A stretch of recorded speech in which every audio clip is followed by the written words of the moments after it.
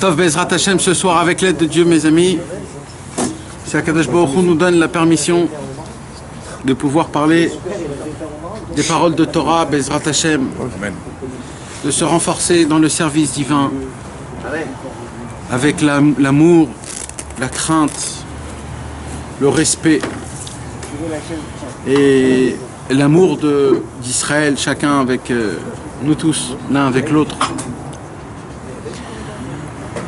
Comme on a l'habitude chaque semaine de parler de la paracha de la semaine le mercredi, alors on va parler Bezrat Hashem de la paracha de Yitro. Et chaque année, quand je viens dans la paracha de Yitro, je ne sais pas par quoi commencer. Alors le cours dernier, c'est-à-dire de l'année dernière, Razak. Mets le téléphone. L'année dernière, je ne sais pas si vous vous rappelez, mais on avait parlé du conseil que Yitro a donné à Moshe de faire des princes de 10, des princes de 50, des princes de 100, des princes de 1000. On avait parlé de ça. Et on avait parlé comme quoi c'était pas très bien ce conseil. Et que s'il n'y aurait pas ce conseil, ça se pourrait que on pourrait rentrer en Eretz Israël et tout terminer. Mais ça s'est fait, on a parlé de ça. Dans la paracha, on parle des 10 commandements. Donc imaginez-vous l'allure de cette paracha, comment elle est importante.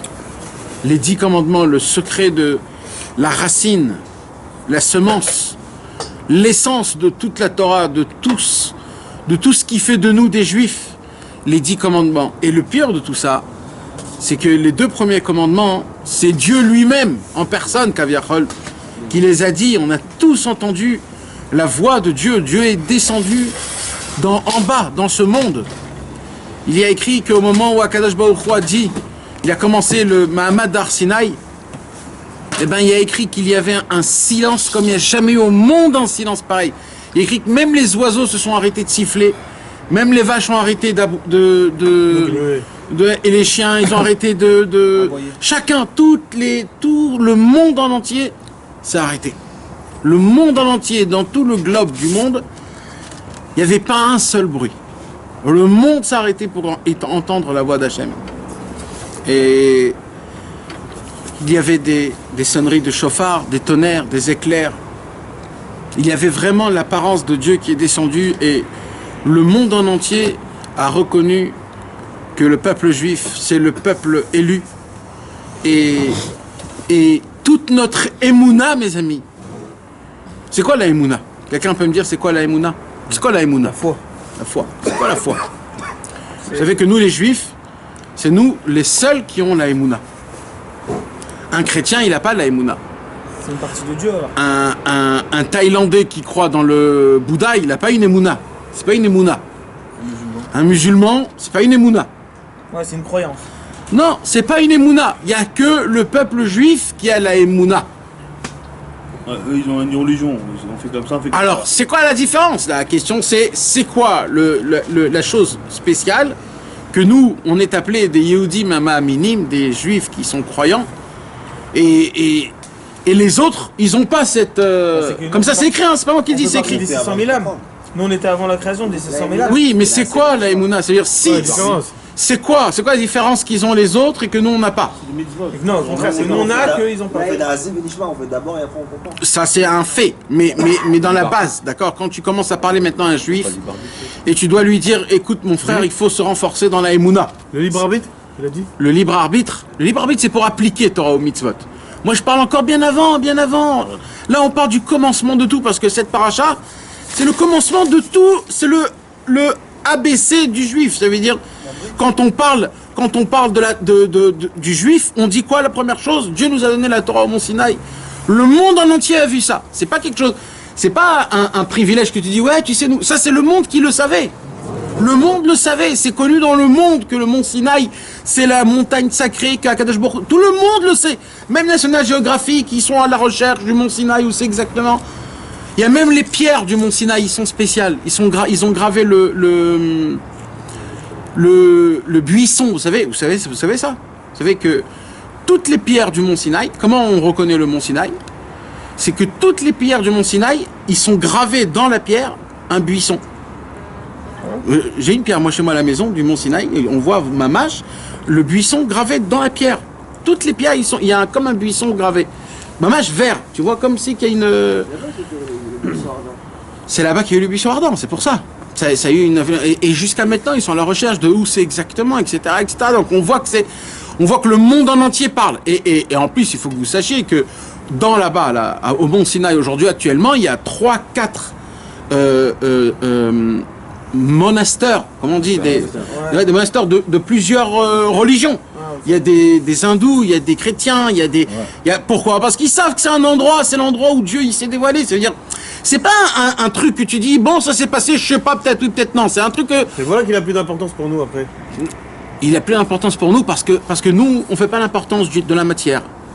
On fait l'importance de ce qui s'est passé là-bas, pas de la terre. C'est tout l'inverse, c'est exactement l'inverse du juif et du goy. Et c'est même ça.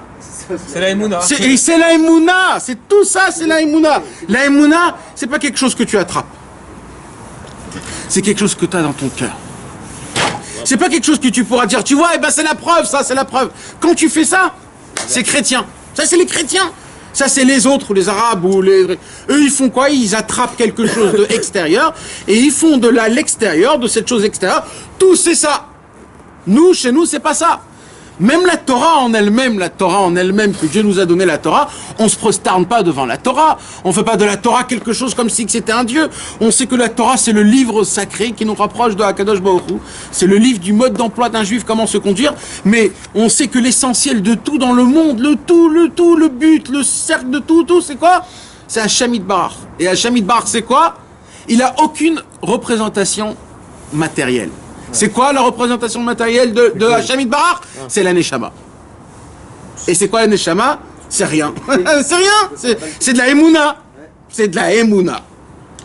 C'est toute la différence. Donc, quand quelqu'un il vient, il te demande, donne-moi une preuve du judaïsme, chrétien, musulman, bouddhaïste, ainsi de suite. Parce que chez nous, ça n'existe pas, les preuves. La Torah, elle n'a pas commencé, la Torah. On va commencer à donner les preuves comme quoi Dieu est un. Allez, vas-y, papa. Non, la Torah, elle te dit, au commencement, Dieu créa le ciel et la terre, et vas-y, que des histoires. Mais la preuve, il n'y a pas de preuve. Si tu ne découvres pas Hachem à travers ta vie, il n'y a pas de preuve. Donc Hachem, il te dit, commence à apprendre l'histoire juive, et tu verras Dieu dans l'histoire juive. C'est pour ça que Rashi, à chaque fois, qu'est-ce qu'il fait? Il te pose des questions, il te répond, mais toujours en fonction de Dieu. Il a fait ça parce que ça, il a fait ça parce que ça, avec Akadosh Baruch Hu, avec un Yann. Toujours il te remet à Hachem, parce que c'est quoi la Emouna? C'est de vivre Dieu partout. Les chrétiens, ou les arabes, ou les musulmans, ou tous les autres religions, eux, ils sont obligés de s'attacher à quelque chose pour croire. Ils sont obligés. Chez eux, il y a la religion et il y a la vie. C'est deux choses différentes. Chez nous, les juifs, il y a une seule chose, il n'y a que Dieu. Celui qui veut exister, il se rapproche de Dieu. Celui qui s'éloigne de Dieu, il n'existe pas. Il n'a aucune existence. Et tout ce qu'il fait dans sa vie, c'est comme une ombre. C'est de l'ombre. L'ombre, elle fait quelque chose? Non, mais elle a une apparence. Mais ça fait rien. Maintenant, si tu crois que ça fait, c'est juste un effet de papillon. Mais il n'y a rien de concret. C'est pas quelque chose qui va vraiment créer l'histoire, qui va graver tes actions. C'est des choses qui sont en l'air. C'est comme une fumée. Tu la vois au début, et petit à petit, elle s'évapore. Il n'y a plus rien, il ne reste plus rien. Comment on a de l'existence? On a de l'existence quand on est proche de Dieu, parce que le seul qui existe dans ce monde, mes amis, c'est Hachem. La vraie existence qu'on peut appeler une existence, c'est que Dieu. C'est Dieu le vrai existant. Nous, on est tous là parce que Akadosh Baruch Hu a choisi de nous mettre dans un monde, comme il a dit, un monde de libre arbitre, où il y a le bien, il y a le mal. Et toi, tu dois essayer de réfléchir avec la Torah, la vision de la Torah, comment choisir le bien et comment s'éloigner du mal. Et toute la Emouna, c'est ça, mes amis. Et la Emouna, c'est pas qu'il y a les Juifs et il y a la Torah, il y a Hachem. Non, il n'y a que Hachem. Il n'y a que la Torah. Il n'y a que des tzadikim. C'est ça la vraie existence dans ce monde, mes amis. Bémet. Si on aurait des lunettes de Emet, de vérité, on aurait vu un monde tout vide. Et dans ce monde, il y aurait 2-3 tzadikim, parce que c'est ce qu'il y en a dans ce monde. On aurait vu la Torah et Dieu. C'est tout. Quand on irait au Kotel, on aurait vu Hachem. Quand on va dans des kivrés, des tzadikim, on aurait vu Dieu.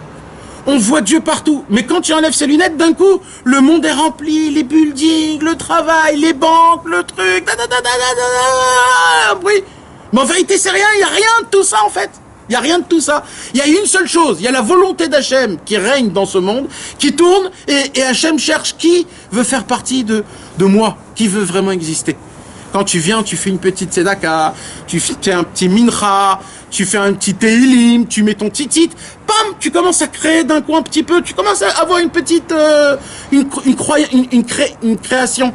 Et là, ce que tu fais, ça a de l'impact. Il y a des fois, on prie à Hachem, et on voit que les prières ne font pas, comment on dit, effet. Et là, tu dis, mais c'est pas possible, je prie à Hachem, quoi. Ben, mon frère, pour prier à Hachem, il faut exister. Comment tu existes? La Emouna. La Emouna.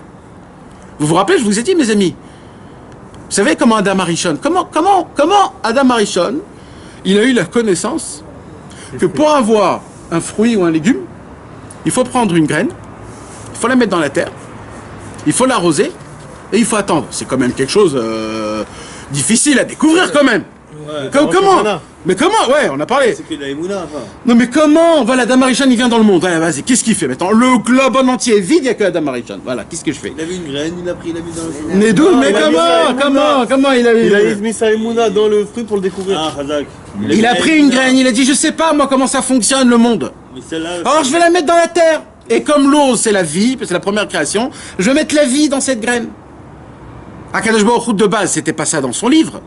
Mais parce qu'il a fait rentrer de la émouna tellement grande que c'est comme ça que ça va. C'est pas que ça a marché comme ça, c'est que dès maintenant, comment les fruits vont grandir? Par ça. Parce que c'est lui qui l'a mis cette émouna. Donc la émouna c'est quoi? C'est la vitalité, c'est tu grandis, tu pousses, tu commences à devenir quelqu'un. La émouna c'est tout, la émouna c'est l'essentiel de tout. Maintenant le pire de tout ça c'est qu'aujourd'hui, comme on vit dans un monde qui est très vite, des fois tu sautes la marche de émouna et tu commences ta vie après. Ça veut dire tout de suite, qu'est-ce qu'il faut faire? Mettre les tefilines le matin? Bon, on met les tefilines le matin. Après il faut faire Shabbat, ok je fais Shabbat. Maintenant tout ça tu le fais pourquoi? Parce qu'on t'a dit c'est comme ça qu'il faut faire. Mais mon frère, mais il y a d'abord la émouna. C'est quoi Hachem? C'est qui Hachem? Tu es prêt à te mettre devant Hachem à combien de pourcentage? Comment tu crois que... Comment faire ta vie? Combien il est important pour toi Hachem? Combien il dépend de ta vie? Combien de fois tu penses à lui? Quand tu es avec ta femme, quand tu manges, quand tu pries, quand tu bois, quand tu dors même. Et est-ce que tu es proche de Dieu? Est-ce que Dieu... Ou alors tu te dis, là, Dieu, il n'a rien à voir. Là, je dors, je suis dans mon lit, dans ma terrasse. À quoi il a à voir Dieu dans ma terrasse? Ça, par contre, les non-juifs, oui. Les arabes, ils ont ça. Les chrétiens, ils ont ça. Il y a le mode... Quand ça les arrange. Et même si c'est pas quand ça les arrange. Mais pour eux, il y a des moments où non, il y a ma vie, il y a mes enfants, ça passe avant tout le monde. Tout le monde est d'accord que la femme et les enfants passent avant tout le monde. Pas dans la Torah. Dans la Torah, ça passe pas avant tout le monde. C'est Hachem qui passe avant tout le monde. Oh, Bien sûr, moi j'entends ça plein de fois et je suis vraiment très contre. Quand les gens ils disent, ouais, le Shalom Bayit c'est au-dessus de tout. Pas du tout. Pas du tout. C'est bien effacé pour le Shalom Bayit. Alors, toujours on dit la même parole. C'est quoi cette parole? Alors venez, on parle de cette parole. Sota. La sota. C'est quoi la sota? La sota, c'est quand un homme, il soupçonne sa femme de peut-être boire le avoir... liquide. alors qu'est-ce qu'il y a? Il y a la paracha de sota. On va pas rentrer dans tout le lignan, mais... Avant ça, il y a Abraham Avinu avec Abraham et Sarah. De quoi? Il a effacé son kavod pour faire shalom avec Abraham et Sarah. Quand elle a rigolé, il lui a dit... Bah attends, parle de la sota, vas-y, parle de la sota après. Alors maintenant, qu'est-ce qui se passe? Alors, on doit écrire la paracha de la sota dans un parchemin. Et on le met dans de l'eau vivante. Et on attend que l'encre, elle se dissout. Et après qu'elle se dissout, la femme, elle doit boire la paracha de la sota. Et de là, on apprend, la Gemara, elle dit, de là, on apprend, si Akadosh Baruch Hu, il est prêt à effacer son nom, que c'est quelque chose qui est très très très grave d'effacer le nom d'Hachem, que Dieu nous en préserve, c'est une des choses les plus graves au monde. Le nom d'Hachem, c'est quelque chose de très très très très important. Chas v'shalom, c'est un parchemin avec le nom de Yud Kei Vav Kei tombe par terre, c'est très grave. Entre parenthèses, pour les gens qui ont les Ketoret en parchemin ou le Lamnatser en parchemin, il ne faut pas jouer avec ça, mes amis. Si ça tombe par terre, il y a des poskim qui disent qu'il faut jeûner une journée. C'est pas stam, donc il faut bien le mettre scotché et tout. Il ne faut pas jouer avec ça. Bekitso, de là on apprend, c'est Akadosh Baruch Hu, il est prêt à s'effacer pour qu'il y ait le Shalom Bayit. De là on apprend combien il est important le Shalom Bayit. Mais Mais tout ça, c'est pourquoi? C'est parce qu'il y a un soupçon, parce que Chas v'Shalom, il peut se passer un divorce, et là, Kadosh Baruch Hu, il est prêt à effacer son nom pour même qu'il n'y a pas de divorce. Chas v'Shalom, pour qu'un couple ne se divorce pas. Mais mes amis, il faut que vous sachiez quelque chose. C'est qu'avant tout ça, il y a la Torah en elle-même. Tout dépend de la Torah. Notre paracha de la semaine, c'est la paracha des 10 commandements. Kabed et avicha ve'et imecha. Dans les 10 commandements, il y a écrit d'honorer son père et sa mère. Maintenant, dans les commentateurs, il y a écrit, ça veut dire quoi de honorer son père et sa mère? La Gemara, elle pose la question. Et si, par exemple, le papa, il demande à son fils de faire quelque chose contre la Torah, comment on fait? Tu refuses. Pourquoi? Parce que ton père, il t'a emmené dans ce monde, et normalement, la Torah, elle t'emmène dans le monde futur, et l'essentiel du monde, c'est le monde futur, donc tu ne dois pas écouter ton père. Vous imaginez que la Torah nous demande, dans les 10 commandements, d'écouter son père et sa mère, mais au moment où ça touche la Torah, il ne faut pas écouter son père et sa mère. C'est exactement pareil dans le couple. Dans le couple c'est bien, tant que ça se tient sur des bases de la Torah, mais au moment où ça ne tient pas dans les bases de la Torah, alors là c'est chaque problème, il faut le voir en détail. En détail. Là, on peut pas toujours dire la même chose. Dieu a effacé son nom. C'est très facile de dire ça. Donc, à chaque fois, la femme, elle va dire ça, ou l'homme, il va dire ça, et puis c'est fini, il n'y a plus rien. Voilà, il n'y a plus rien. Voilà. Alors on fait quoi, alors on fait, hein? Il n'y a plus rien. Non, mais il n'y a plus rien. Genre, le mec, il va dire, bon, ok, je vais devenir un petit chien. Excuse après, C'est pour ça qu'il faut un canard. Donc, il faut voir chaque, comment on dit, chaque cas en son. C'était juste pour ce Yann là. Donc moi, mes amis, ce que moi je voulais surtout vous parler, c'est que malheureusement, c'est pas malheureusement parce que c'est aussi bien qu'aujourd'hui, Baruch Hashem, quand on veut se rapprocher de Dieu, alors ça se fait par des actes un petit peu grandioses. Baruch Hashem, parce que vaut mieux ça que rien. Et que les gens, ils viennent, ils se mettent directement dans la religion, directement dans l'action. C'est très bien, c'est très très bien. Mais ce qu'il faudrait, c'est pas à cause de ça maintenant de lâcher le point essentiel qui est Emouna. C'est-à-dire, pourquoi tu fais? C'est quoi le but? Et ta sincérité, elle est où? Tu le fais parce que tu sens que tu as besoin de faire quelque chose pour appartenir à quelque chose? Tu le sens parce que tu appartiens à quelque chose? Ou tu le sens parce que tu veux faire plaisir à Dieu? Ou tu le sens parce que tu veux te sentir... Il faut savoir. Maintenant, il y a un chemin, ça s'appelle la Emouna. La Emouna, c'est le commencement de tout. Et c'est le premier commandement. Dieu, il vient, il descend dans le monde et il dit « Anochi Hashem Elohecha ». Attends, relève un petit peu le point, là, les 3-4 points là, que tu as dit, là. Tu veux te rapprocher d'Hachem, pourquoi? Sur ça, on va revenir de ça, on va revenir... Ça, c'est très important aussi. C'est en vérité, normalement, un homme normal, comment il fonctionne? Il fonctionne, c'est qu'il d'abord, il a une pensée, après il le sort dans sa bouche, après il fait l'acte. Normalement, ça c'est quelque chose il fait une action qui est posée, il a réfléchi, il en a parlé. Mais des fois, on oublie la marchava et le dibour, la pensée. Et on fait directement l'action, parce qu'on l'a vu chez le copain, on l'a vu. Alors, des fois, tu sais pas si quand tu fais les choses, est-ce que tu le fais parce que... C'est ça, Nassim Nishma, Nathan. Hein? Nassim Nishma, c'est ça. C'est quoi? Nassim Nishma, c'est ça aussi. C'est quoi? C'est de faire. Et après avec la vie, non, mais de faire... Tu cherches la vérité. De faire pourquoi? Parce que c'est Hachem qui l'a dit. C'est tout, voilà, d'accord. C'est la Emouna. Ouais, mais nous, on fait pas ça comme ça. Comment? Nous, on le fait parce que des fois, tu es influencé par un ami. Ou alors parce que tu vas appartenir à quelqu'un. Ou des fois parce que tu sens que si tu vas pas faire ça, tu sens que tu n'as rien de juif. Tu vas pas avoir de Parnassa. Ou tu vas pas avoir de Parnassa. Ou tu as peur que dans le ciel, on va pas t'écouter dans tes prières. On dirait que les gens, ils doivent garder je veux être bien avec Dieu. Pour qu'il soit bien avec moi. Je veux pas le chauffer, je veux pas le... Non, mais c'est sûr qu'ils n'ont pas appris, parce que s'ils auraient appris, alors... Mais le problème, c'est qu'aujourd'hui, Dieu, on parle de cette manière-là. Dieu, il dit, mais je comprends pas, c'est ça, comme ça, vous me regardez? Donnant, comme si que je tiens avec le bâton. Mais je suis pas ça du tout, non, moi. C'est pas ça, moi. Moi, je veux qu'une seule chose. Moi, je veux mes enfants autour de moi. Moi, c'est tout ce que je veux. Et je veux qu'il n'y ait aucune barrière entre nous. Même si tu es mal habillé, même si tu sais mal parler, même si tu rotes à table, je veux que tu sois à côté de moi parce que tu es mon fils. Akadosh Baruch Hu, il dit, même si vous êtes des fauteurs, je veux que vous soyez dans ma table.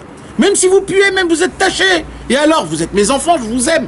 Je veux que vous soyez à côté de moi, mais au moins venez avec moi avec une intention sincère. Je te veux, toi, Dieu, rien d'autre.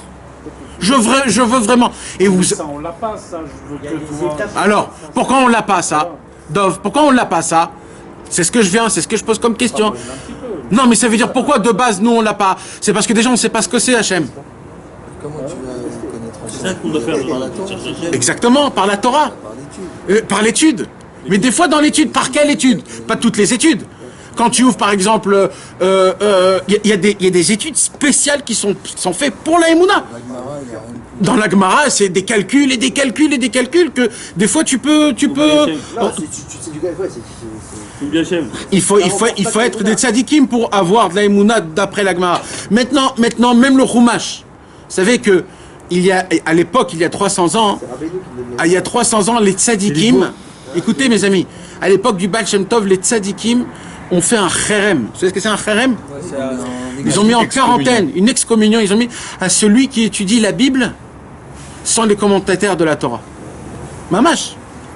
Un cherem. Ils ont fait un cherem pour les écoles qui étudient la Bible sans Rashi. Pourquoi?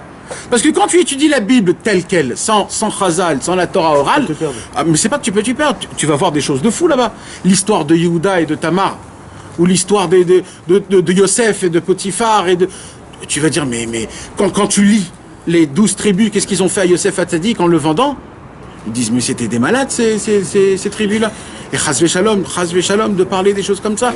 Ça c'est pourquoi? Parce que des gens ils lisent juste comme il est le texte. Mais quand tu commences à lire Rashi, tu commences à lire le Rachaim Akadosh, tu commences à lire le Malbim, là tu découvres que, oulala, il y a un monde beaucoup plus fort et beaucoup plus grand que ça. Ça s'appelle la Emouna. La Gemara elle dit quoi? Elle dit, tu veux savoir qui a créé le monde? Atarotsé la date mi she'amar ve'aya olam ilmad midrash.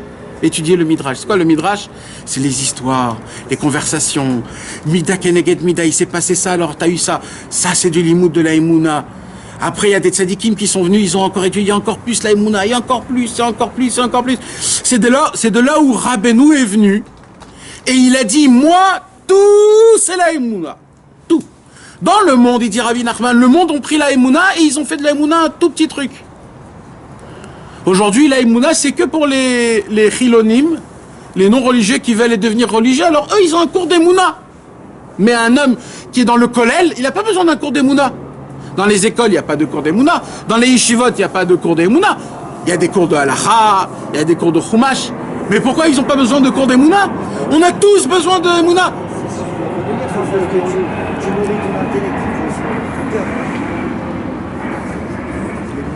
Rabbi Nachman de Breslev a dit une parole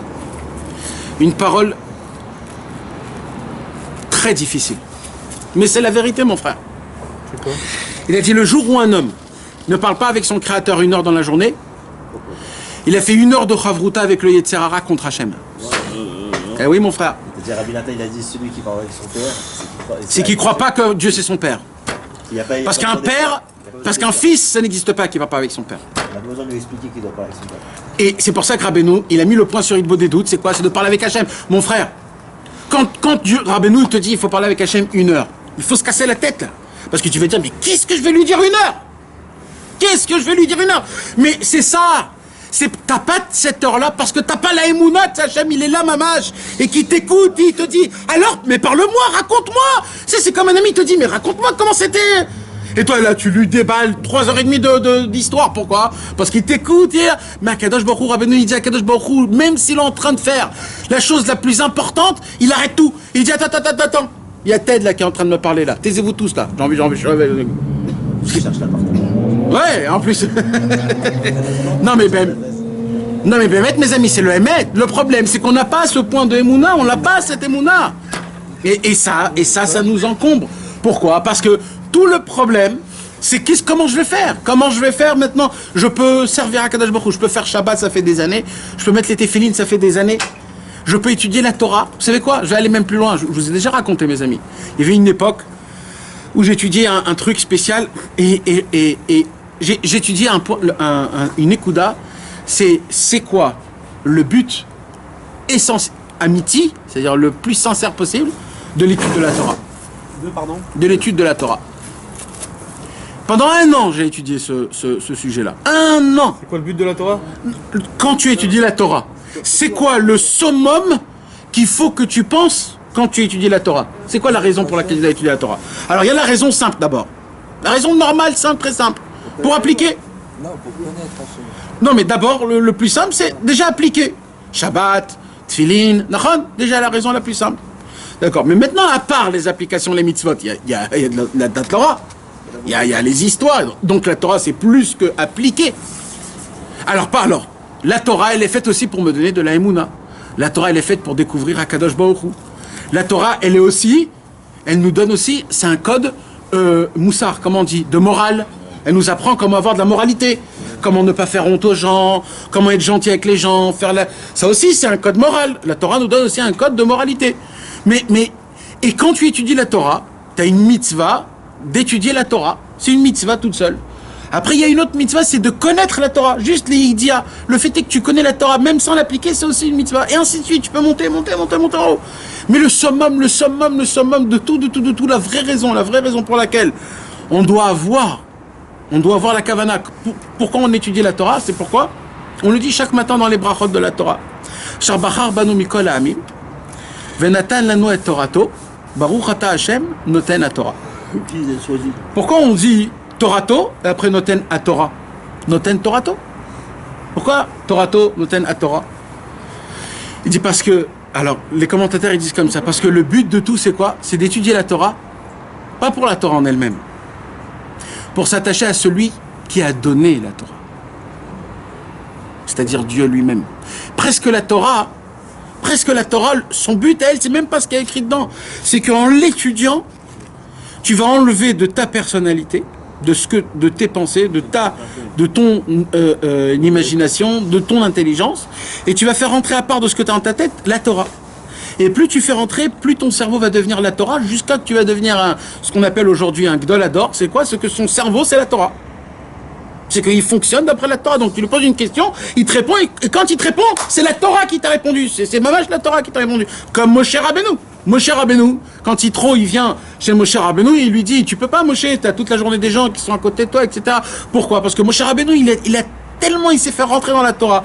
Il a étudié 40 jours et 40 nuits avec Hachem. Il a répété avec Aaron. Il a répété avec Elazar et Itamar, les 70 âgés. Il est devenu la Torah mamash. C'est devenu le Sefer Torah vivant mamash. Et quand tu lui posais une question, quand il te répondait, c'était la Torah mamash. Mamash, c'était la Torah.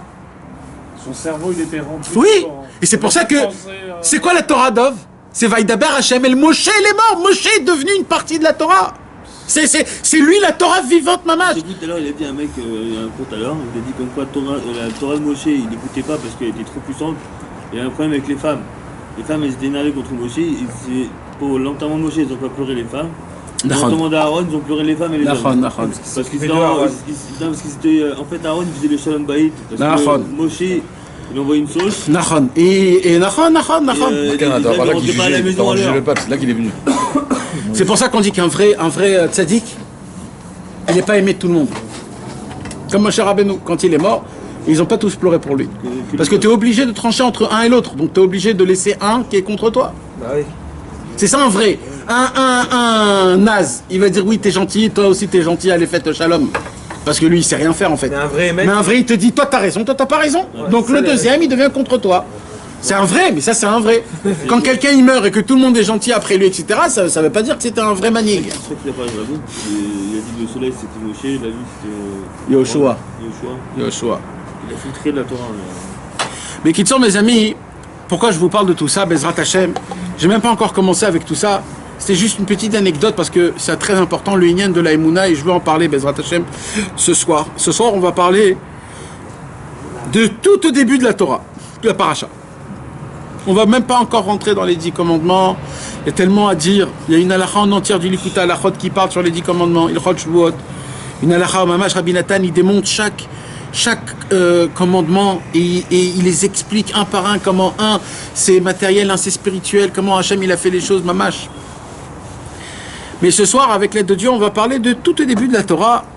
Tout début, la Torah nous dit comme quoi Moshe Rabbeinu avait 2 enfants.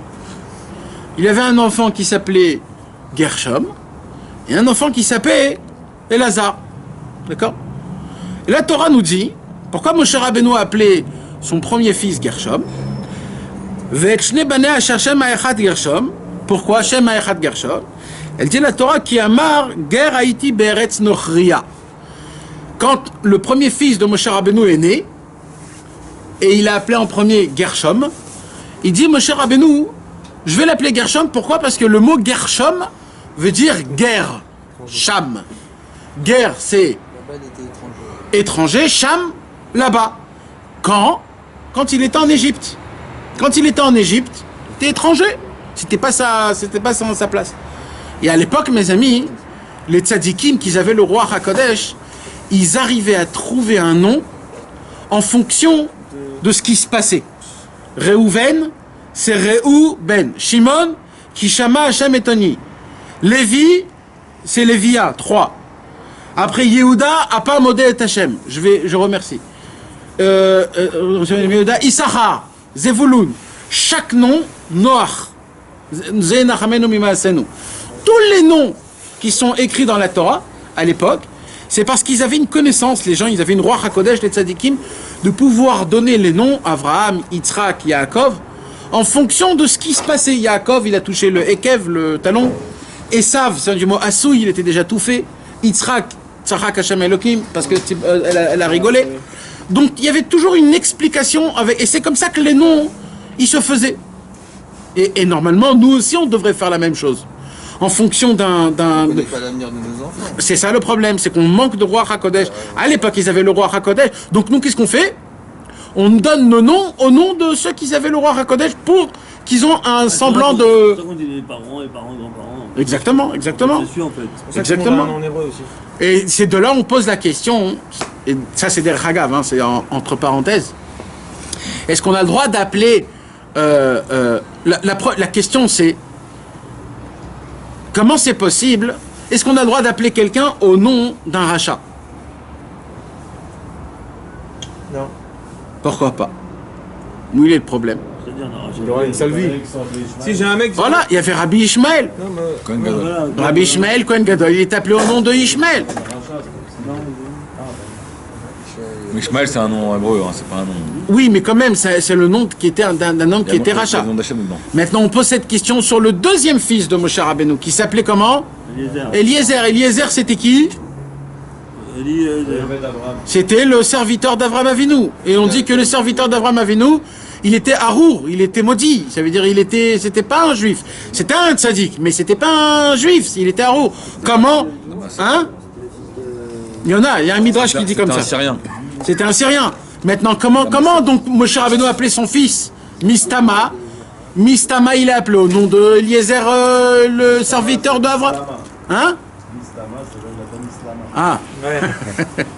Donc comment ça c'est le Khatam Sofer qui pose cette question entre parenthèses. Alors juste pour répondre, pourquoi on a donné le nom Rabbi Ishmael au nom de Ishmael?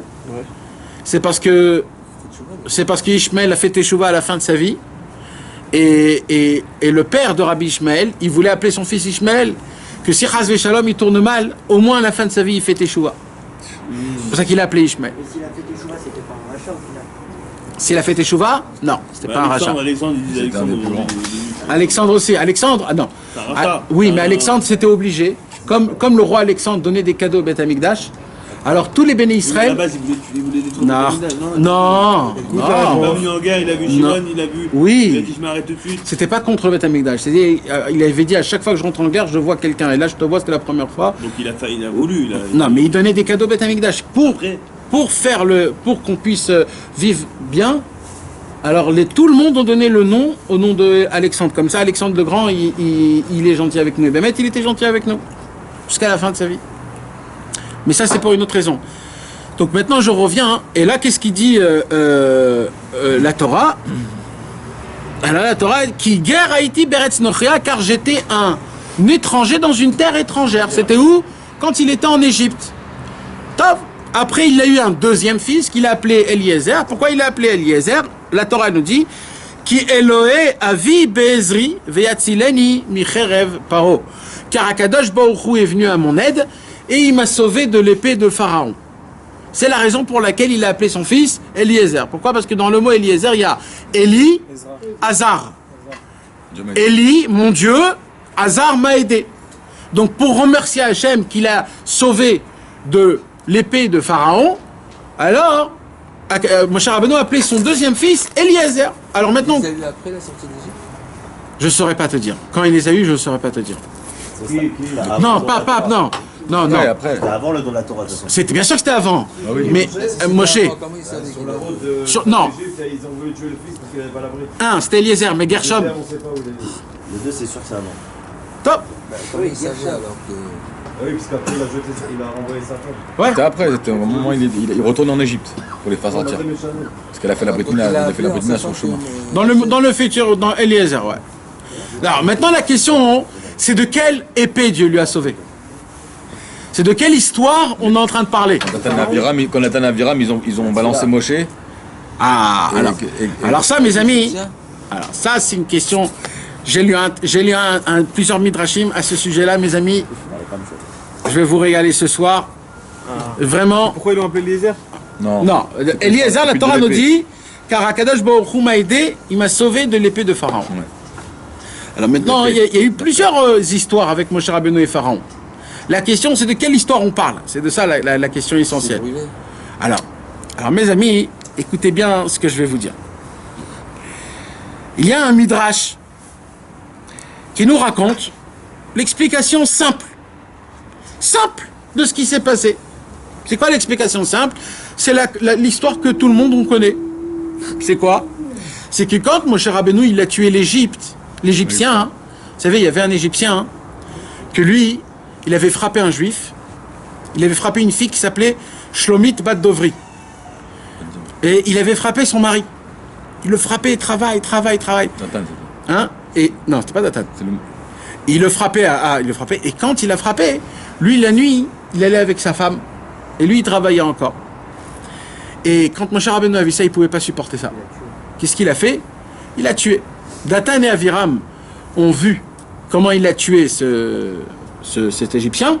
Ils sont tout de suite allés chez Pharaon. Ils ont dit, Pharaon, Moshe, le prince, il a tué un Égyptien. Alors qu'est-ce qui s'est passé? Il a écrit que Moshe Rabbeinu, quand il a entendu ça, vite il s'est barré. Donc ça c'est l'histoire que nous on connaît. Mais le Midrash il dit, Mapitom, il y a eu beaucoup plus que ça. Qu'est-ce qui s'est passé? Il a dit que Pharaon a envoyé des envoyés. Et ils ont attrapé Moshe Rabbeinu. C'est pas écrit dans la Torah. Ça c'est le Midrash qui nous raconte ça. Et là vous allez voir la différence. C'est quoi l'étude de la Emouna? Comment le Midrash, tu te donne la Emouna, et comment, quand tu lis Stam, les choses comme ça t'emmène nulle part. C'est qui a écrit le Midrash? C'est tous les Tanaïm et les Amoraïm, tous les Tzadikim, tous ceux qu'ils ont créés. C'est pas écrit, c'est pas quelqu'un qui l'a inventé. Oralement, de Ça a Moshe été Rabbeinu. transmis de père en fils jusqu'à Moshe Rabbeinu. Ça fait partie de la Torah orale. Ouais. Et comme ça fait partie de la Torah orale, c'est de la Torah mamage. C'est pas, on peut pas dire c'est faux ou c'est pas faux. C'est émettre les amito de A jusqu'à Z. Alors il a envoyé. Alors le Midrash, il dit qu'est-ce qu'il a fait? Tout de suite, Moshe Rabbeinu, Pharaon, qu'est-ce qu'il a fait? Il a envoyé des envoyés. Et ils ont attrapé Moshe. Ils l'ont attrapé. Et ils l'ont emmené chez Pharaon. Qu'est-ce qu'il a fait, Pharaon? Il a pris une épée, lui-même, une épée. Et qu'est-ce qu'il faisait? Il frappait, il a mis la tête de Moshe Rabbeinu dans la guillotine. Et Pharaon, il vient pour couper la tête de Moshe Rabbeinu. Il essaye, et ça coupe pas. Ça coupe pas. Il fait comme ça, et ça coupe pas. Il se dit comment c'est possible un truc pareil? Alors qu'est-ce qu'il a fait, Pharaon? Il a commencé à lui frapper comme ça. Ça veut dire à lui donner des coups, pas en coupant, mais des coupes de hache. Et là, il a écrit que son cou est devenu du marbre, et c'est l'épée qui s'est cassée, qui est remontée, qui a tué le bourreau. Il a tué le bourreau. C'est ça qui est écrit dans la Torah, qui m'a sauvé de l'épée de Pharaon. L'épée d'Afka. Pourquoi? Parce que c'est l'épée qu'au début, il a voulu. Regardez tous les nissim qu'Akadosh Baruch Hu il fait quand on parle de Moshe Rabbeinu. C'est-à-dire, quand tu touches le tzaddik, c'est pas qu'un petit miracle qui va se passer. C'est Akadosh Baruch Hu qui met tout pour que le tzaddik lui arrive rien. Là, c'est l'épée au début qu'il n'a pas coupée. Après, c'est le marbre. Et Bassof, elle s'est cassée, elle a coupé la tête du bourreau. Ça, c'est un midrash. Mais il y a un midrash encore plus fort que ça. Le midrash Sechel Tov. Le midrash Sechel Tov, dans cette paracha, il dit, moi, j'ai entendu plus que ça encore. Il s'est passé là-bas encore plus fort que ça. Il a dit quoi? Quand Pharaon, il a demandé, amenez-moi Moshe Rabbeinu. Comment c'est possible que Moshe Rabbeinu il fait lui-même la justice, il se donne capable de tuer et de garder la vie des gens? Alors on a dit amenez-le moi tous. Et ils l'ont amené, Moshe Rabbeinu. Et ils l'ont mis dans l'endroit là où il y a tout le monde, tout le monde vient regarder la pendaison ou la guillotine. Et là, qu'est-ce qui s'est passé? Il y a un ange qui est descendu. Et cet ange, il a pris la présence de Moshe Rabbeinu. Et qu'est-ce qu'il a fait? Il a dit à Moshe Rabbeinu, c'est moi. Il a dit à Pharaon, c'est moi, Moshe. Tout de suite. Ouais, il a pris l'apparence de Moshe. Tout de suite, Moshe Rabbeinu, il est sorti. Et ils ont pris l'ange qui a pris l'apparence de Moshe Rabbeinu, ils l'ont pris lui. Et quand ils l'ont pris lui, pour essayer de lui couper la tête. Et là, qu'est-ce qui s'est passé? Tous les gens autour sont devenus sourds. Les gens d'à côté, ils sont devenus muets. Et là, plus personne ne peut plus rien faire. Il ne peut plus communiquer. Et d'un coup, il y a un problème là dans toute l'histoire. C'est de là où Akadosh Baruch Hu, c'est pour ça qu'il a dit Moshe Rabbeinu, Elohe Avi Bezri, Akadosh Baruch Hu est venu dans mon aide. C'est qu'en fait, il est descendu un ange mamash, c'est-à-dire c'est Dieu Kaviachol pour l'aider.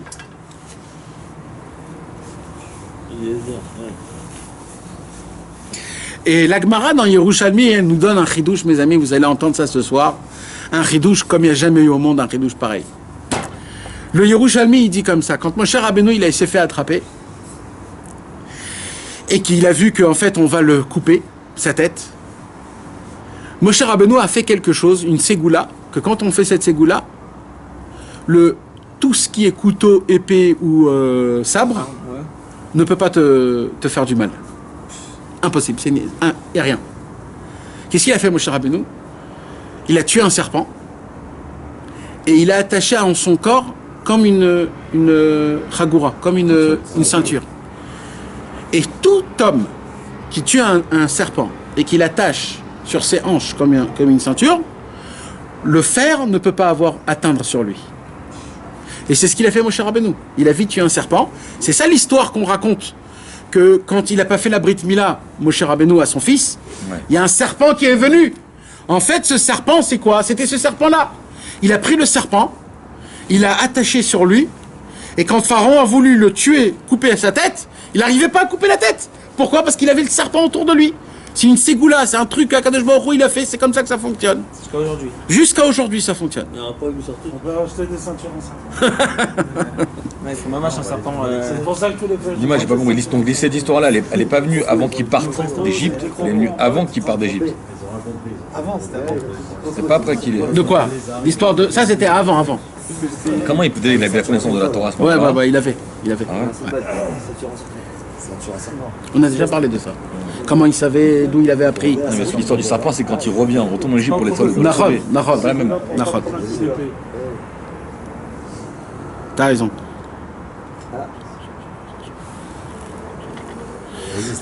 Donc mes amis, vous imaginez donc la force de ça. Mais le pire de tout ça, c'est quoi? C'est là où on vient... Mets-moi un peu d'eau, s'il te plaît. C'est là où on revient au Rashi. Et là, mes amis, je viens au fin fond du sujet. Rashi nous apprend quelque chose qu'on n'a jamais vu au monde. Une question inconcevable. Qu'est-ce qu'il dit Rashi? Non, pas Rashi, le Midrash. Yitro Ratsa Sheiten Moshe Rabbeinu Beno Arishon la Vodazara. Quand Moshe Rabbeinu, Moshe Rabbeinu, il vit avec Tzipora, sa femme, chez qui? Chez Yitro, son beau-père. D'accord? Maintenant, Yitro, c'est qui Yitro, mes amis? Yitro, c'était le plus grand prêtre mondial dans toutes les... C'est le Kohen Gadol de la Volazara. Voilà. Dans toutes les religions, dans le Bouddha, dans le truc, partout. C'était le patron de tout le monde. Vous savez que, Chasvé Shalom, nous aujourd'hui on ne connaît pas ces choses-là, peut-être en Asie là-bas, mais à l'époque, les forces de la magie noire, elles étaient réelles. Ça veut dire les prêtres d'à l'époque, ils avaient vraiment des liens avec des forces du noir et avec des... C'était vraiment des choses concrètes. Ça veut dire, c'était mamage des choses impressionnantes. Nous, aujourd'hui, si on aurait vu ça. Donc, pour impressionner Yitro, il fallait vraiment voir quelque chose d'énorme. Et Yitro, avec tout ça, s'est rapproché de Dieu. Pendant ce temps-là, Moshe Rabbeinu donc vivait chez Yitro avec sa femme Tzipora. Et Moshe Rabbeinu a 2 enfants, Gershom et Eliezer. Yitro, il vient. Quand Moshe Rabbeinu, il vient pour partir, pour aller sauver le peuple juif. Et là, Yitro, c'est lui qui les a élevés, c'est Tzipora aussi qui les a élevés. Et là, qu'est-ce qu'il dit Yitro? Il dit, écoute, tu as 2 enfants. Le premier, donne-le à la Avodazara, en mon honneur, comme le Sandak, ça veut dire tu donnes au... Et le deuxième, prends-le pour toi. Comme ça, il dit le Midrash. Et là, on pose une question, comment c'est possible, Yitro? Il a fait Teshuvah. Il a vu, il a tout vu. Il a tout connu. Il a vu la grandeur de son gendre, le peuple juif, sa grandeur, sa beauté, les 10 commandements. Il a vu les 10 plaies, la mer qui s'ouvre. Il a vu le combat de Amalek. Il a écrit comment Yitro il a fait Teshuvah, mes amis? Il a vu 2 choses. Il a vu la mer qui s'ouvre, il a vu Amalek. Mais en vérité, alors, il n'a pas vu les 10 plaies. Et s'il n'aurait pas vu les 10 plaies, ça lui a rien fait, les 10 plaies? Non. Les 10 plaies, c'était pour faire montrer la force de Dieu. Mais quand ils sont sortis, les Béné Israël, ils sont sortis comme des Réchaïm. Parce qu'ils n'avaient rien de la Torah. Ils n'avaient rien. Ils n'avaient rien. Alléluia d'Avodazara, Alléluia d'Avodazara. Mais quand il a vu que même Hachem, il sauve son peuple juif, même Racha, ça pour moi, il n'y a pas ça dans les autres religions. Dans les autres religions, si tu es un Racha, tu crèves. Tu brûles en enfer, comme ils disent. Tu vas brûler dans l'enfer. Chez le juif, ça n'existe pas, ça. Chez le juif, un rachat, il va payer ses fautes. Mais il reste tout le temps le prince de Dieu, proche de Dieu. Quand Yitro, il a vu qu'Akadosh Baruch Hu est prêt à changer la nature, ouvrir toutes les eaux du monde. Pour qui? Pour des juifs qui n'étaient pas du tout pratiquants. Il a dit, pour moi, ça, c'est quelque chose que je ne peux pas comprendre. Et là, il s'est rapproché de Dieu. Et un homme comme ça, qui a tout lâché, toutes les religions, tout, il s'est rapproché de Dieu. Il vient chez Moshe, il dit, donne le premier fils à la Vodazara. Comment c'est possible un truc pareil? Je suis sûr que c'était avant Madame Torah, ça, avant les Sam Israël. Bizarre, pourquoi il a dit ça? Non, mais c'était au moment où ils sont descendus il a descendu pour sauver, il a dit prends-les les 2 et ils sont descendus avec eux, ses enfants et Tzipora en Égypte pour faire sortir les Béné Israël. Et quand il arrivait là-bas, Aaron il lui a dit mais qu'est-ce qu'il a fait ici? On va sortir, pourquoi tu descends en Égypte? Alors c'est là qu'il les a renvoyés après. Non, ouais, je parle pas de ça, moi c'est pas là-bas que je parle. C'est bien avant qu'il lui a dit ça. Ça c'est après ça. Avant Madame Torah, avant les Sam Israël. Non, ça s'est passé après ça. Il a écrit. Yitro, il était là, il a entendu les 10, il est resté avec Moshe Rabbeinu, il est resté quelques temps, jusqu'à un moment où Yitro, il dit, je repars chez moi à la maison. Et quand il repart chez moi à la maison, là, il a pris les 2 enfants avec lui, Gershom et Eliezer et Tzipora. Il les a pris avec lui. Moshe Rabbeinu, le pauvre, est resté tout seul. Mais bien avant ça, il s'est passé ce que je te raconte. C'est bien avant ça. Ça, c'est en partant en Égypte pour sauver le Ham Israël. Ouais. Et donc, maintenant, qu'est-ce qui se passe? Et il était déjà proche de Akadosh Baruch Hu, il était proche de... Les 2 enfants de Moshe, ils sont partis avec Yitro. Ils sont repartis avec Yitro, ouais. Alors quoi, avant ça, il a dit d'abord viens, on en donne un... Alors il a proposé... Il n'a pas répondu Moshe à ce moment-là. C'est une très grande question, très grande question que... Peut-être un jour on en reparlera. T'avais répondu, je crois, à ça. On a parlé de ça plusieurs fois. Le fait est que les enfants de Moshe Rabbeinu sont repartis avec Yitro et ils ne sont pas rentrés en Eretz Israël, etc. C'est une très grande question qu'il faudrait... Mais la question qu'on pose, c'est comment c'est possible qu'Yitro propose à Moshe Rabbeinu de donner... Parce que vous savez, mes amis, je ne sais pas si je vous l'ai expliqué, il y a une avodazara spéciale, c'est de donner le premier-né, de le faire passer dans le feu, de le brûler dans le feu. Ça s'appelle dans la Mishnah Ma'aviro la Molech. Il y a une avodazara, une avodazara, c'est de faire passer l'enfant entre 2 feux, de le faire passer entre les 2 feux.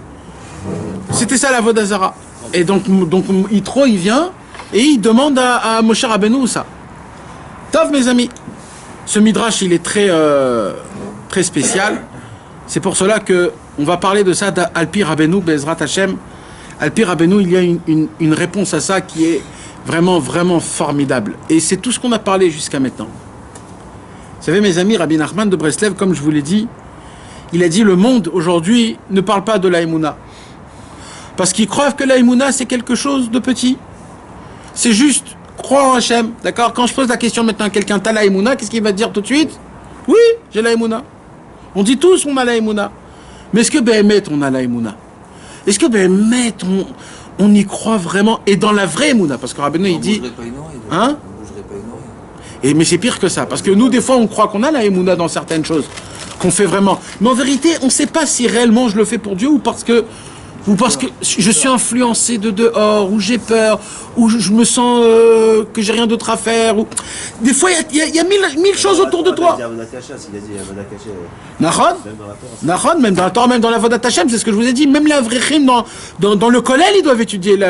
C'est ce que je vous ai dit, ce que Rabbeinu il a dit. Rabbeinu il a dit, quand tu parles pas avec Hashem 1 heure dans la journée, tu fais une chavruta 1 heure avec le Satan, qui te prouve que Dieu n'existe pas. faisait ça toutes les 15 minutes. Nahon. Pourquoi vous croyez que c'est aussi grave ce qu'il nous dit? C'est pas pour rien.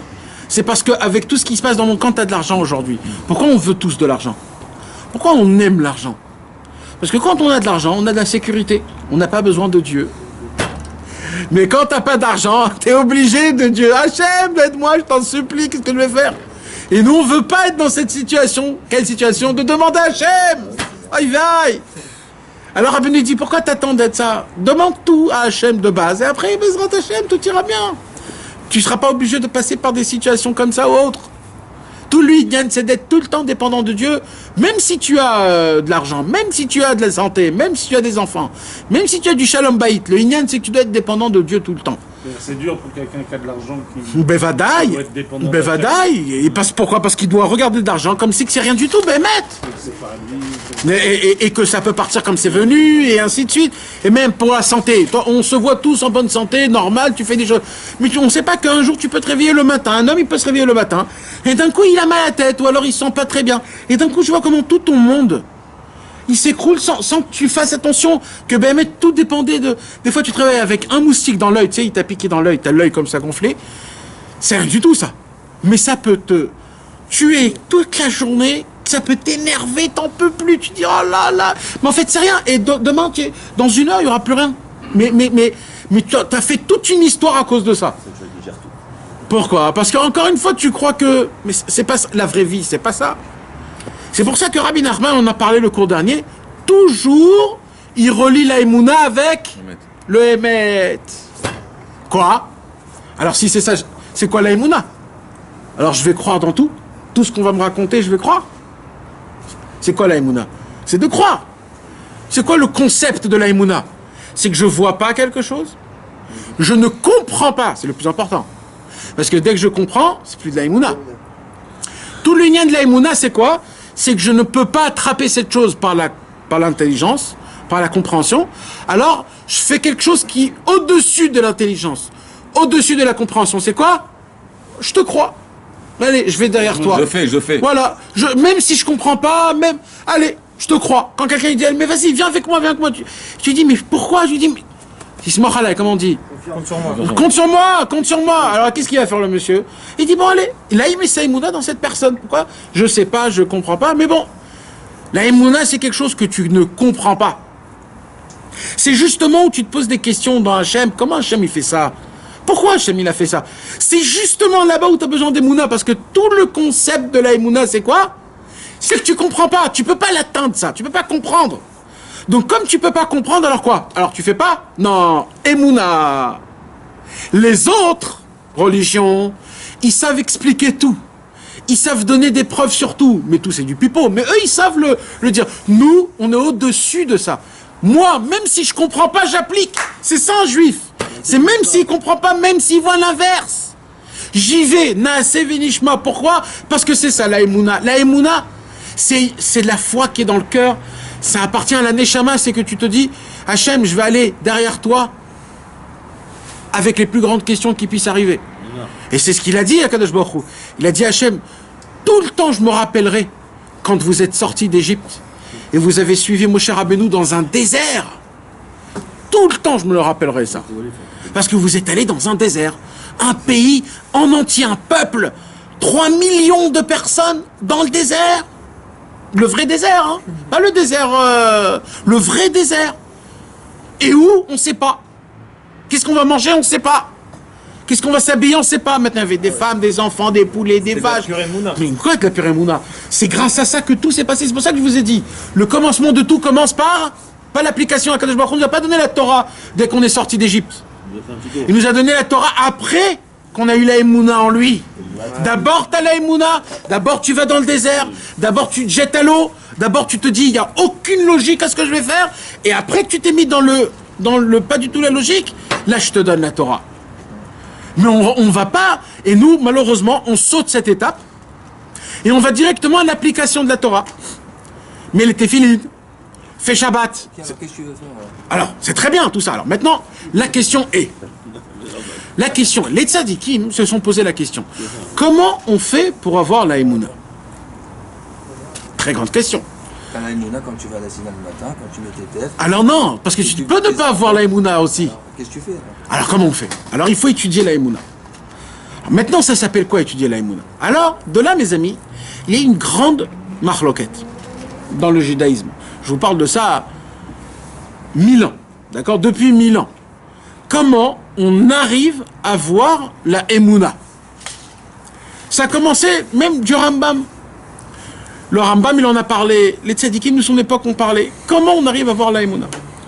Alors, il y avait un chemin, qu'à l'époque, il était très fort, ce chemin, et que très vite, plus tard, ils ont découvert que c'était un chemin qui était faux, malgré que c'était des tzadikim qui l'ont découvert. Mais ça arrive, des choses comme ça. Et il y a eu une grande équipe de tzadikim à l'époque, que comment on fait pour avoir de la vraie émouna? C'est que tu dois complètement aller étudier leur philosophie, tu dois connaître tous leurs arguments, tu dois connaître leur vision, et sans ça, tu ne peux pas avoir la émouna. Pourquoi? Parce que tu dois passer là-bas, et là-bas, tu dois découvrir la preuve que Dieu, il existe. Et l'unité d'Hachem, tu dois la découvrir, l'unité d'Akadosh Baruch Hu, comment? En se posant des questions, et en donnant des réponses, et encore poser des questions. C'est le contraire de la Emouna, si tu veux chercher une preuve que Hachem existe. Ça, c'est la émouna, d'après certaines ok. avis. Comment tu arrives à la émouna? C'est comme une Gemara. Comment tu sais qu'il faut mettre les téphilines? Un carré qui doit être noir, fait d'une peau de taureau, comment? On pose des questions, on a des réponses, on repose des questions, d'où tu sais, comment c'est, peut-être je vais voir. Et comme ça, petit à petit, on crée, jusqu'à qu'on a la halakha. Alors, la Torah, elle te dit... On arrive au 1 à la base. Pourquoi la Torah c'est l'inverse? Parce que d'abord on part de 1 et on décortique après. C'est pas on décortique pour arriver à une compréhension. Ouais. Déjà on nous dit voilà ça c'est comme ça. Et après on pose des questions. C'est pas pareil. C'est tout un... C'est pour ça que c'est pas bon. C'est ça que c'est une philosophie. Alors attends. Donc il y avait des très grands qui ont dit, comme tu fais dans la halakha, tu dois faire dans la émouna. La émouna c'est quoi? C'est toute une recherche. C'est de comprendre c'est qui Dieu. En fait, d'apprendre c'est qui Dieu. D'apprendre sur Dieu. Comment il se conduit comme ça, comment il se conduit par rapport à ça. Pourquoi Dieu a fait comme ça avec Moshe, pourquoi Dieu a fait comme ça avec Abraham, Yitzhak et Jacob. Et tu apprends, tu étudies Dieu. Et il y a des livres pour ça. Il y avait des livres qu'ils ont écrits. Comment ça s'appelle faire la recherche dans Dieu. Ça s'appelle en hébreu des chakirot Elohiyot. La recherche, pas de recherche. Chakira, c'est une preuve, non? Hein? Preuve, c'est le mot aussi preuve, de donner des preuves que Dieu il existe. Détective. Détective, c'est-à-dire d'être en mode recherche, inspecter Akadosh Baruch Hu, inspecter, d'apprendre. Et mes amis, il y a énormément de livres qui parlent de ça, mamash, même malheureusement qui sont même traduits en français. Et malheureusement, aujourd'hui, il y a eu un chemin comme ça. Ils se sont relevés plusieurs années plus tard, des très très grands tzadikim, parmi eux le Baal Shem Tov, le Maharal de Prague et beaucoup d'autres tzadikim, et ils ont dit Chas v'Shalom, de donner des preuves que Dieu existe, de donner des preuves ou alors des explications scientifiques sur les mitzvot, Chas v'Shalom. Alors en fait, tu prends Dieu comme une étude et tu le décortiques, une science, tu la décortiques et tu la reconstruis. Mais qui tu es pour faire ça? T'as aucune existence. Ta seule existence, c'est quand tu t'annules à Hachem. Mais si on rentre, on peut se perdre totalement là-bas. Parce qu'il dit Rabbi Nachman, en vérité, quand tu as une question sur Hachem, ou sur la façon de comment Hachem conduit le monde, quand tu as une question, il dit, les tzadikim n'aiment pas répondre à cette question. Pourquoi? Pas parce qu'ils n'ont pas de réponse. Bien sûr qu'ils ont des réponses. Ils savent pourquoi Dieu a fait la Shoah, a tué 6 millions de juifs. Tu crois qu'on n'a pas la réponse? Bien sûr qu'on a la réponse. On va avoir une autre question après. Et il dit, mais le problème, c'est quoi? C'est que si je t'explique pourquoi ça s'est passé, ça va t'enclencher une deuxième question. Maintenant, tu vas poser ta deuxième question. Je préfère pas la répondre. Pas parce que j'ai pas la réponse. Bien sûr que j'ai la réponse. Parce que si je te donne la réponse à cette question, tu auras une autre question. Et il dit, et le problème, c'est qu'une question va emmener une réponse. Mais il y a un moment où tu vas poser une question, que cette question-là, vraiment, il n'y a pas de réponse. Pourquoi? Parce que ça touche Dieu. Et Dieu, personne attend c'est quoi Dieu. Et là, tu vas te dire, vous n'avez pas de réponse. Si tu n'as pas de réponse, conclusion, zéro. Cette histoire, elle s'est passée, mes amis. Il y a eu 4 tzadikim qui sont montés dans le ciel, corps et âme. Ils sont montés, mamache. Corps et âme, ils sont montés dans le char céleste avec leur corps. Rabben Azaï, Ben Zoma, Elisha Ben Avouya et Rabbi Akiva.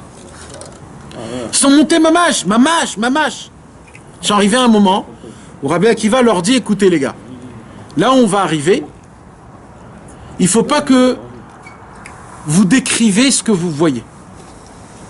Parce que ce que vous allez voir, c'est pas ce que c'est vraiment. C'est juste une apparence. Donc ne croyez pas l'apparence que vous allez voir. Et là, ils arrivent dans un endroit, et là, qu'est-ce qu'ils voient? Ils voient l'ange Matat, c'est-à-dire l'ange le plus haut de tous les anges. Ils voient que l'ange Matat s'assoit sur le trône de Dieu. Le trône de Dieu. Qui s'assoit? Sur la chaise du Rav, il y a écrit, celui qui s'assoit sur la chaise du Rav, Chayav Mita. Il y a écrit dans la Gemara. On doit le tuer. Là, le Rav. Donc, qui peut s'asseoir sur le trône de Dieu? Personne. Et là, il monte en haut et il voit quoi?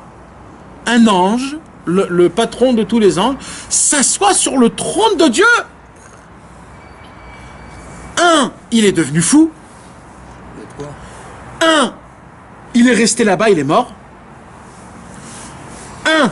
Il a dit, si c'est comme ça, donc il y a plusieurs dieux. La preuve. Et Rabbi Akiva, c'est le seul que ça lui a rien fait du tout. Il est rentré, il est sorti, comme si de rien n'était.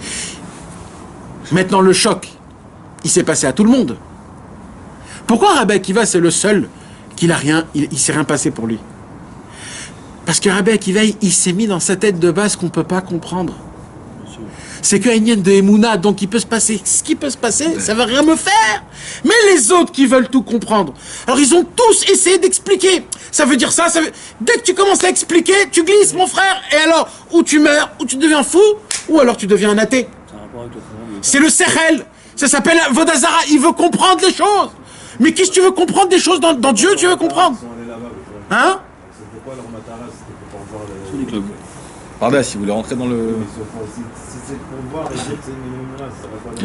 En fait, non, ils montent toujours. Non, eux, ils devaient arriver dans un autre endroit. Eux, ils devaient arriver dans un endroit qui s'appelle le Pardès.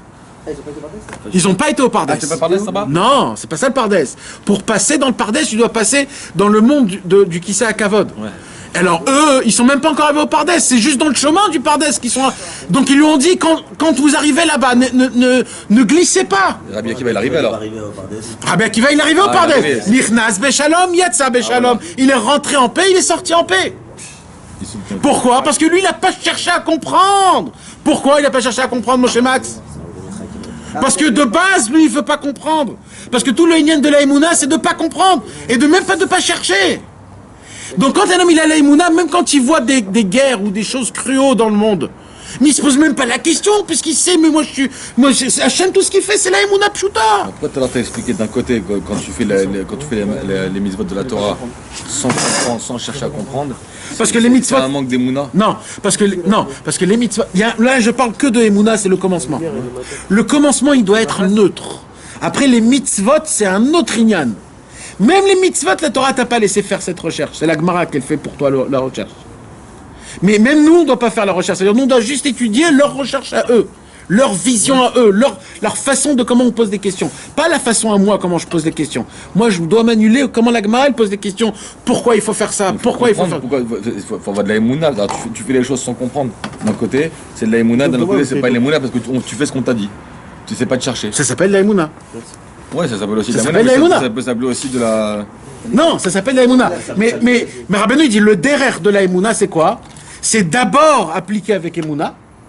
Et à petit, la mitzvah, elle va te parler. Elle va t'apprendre.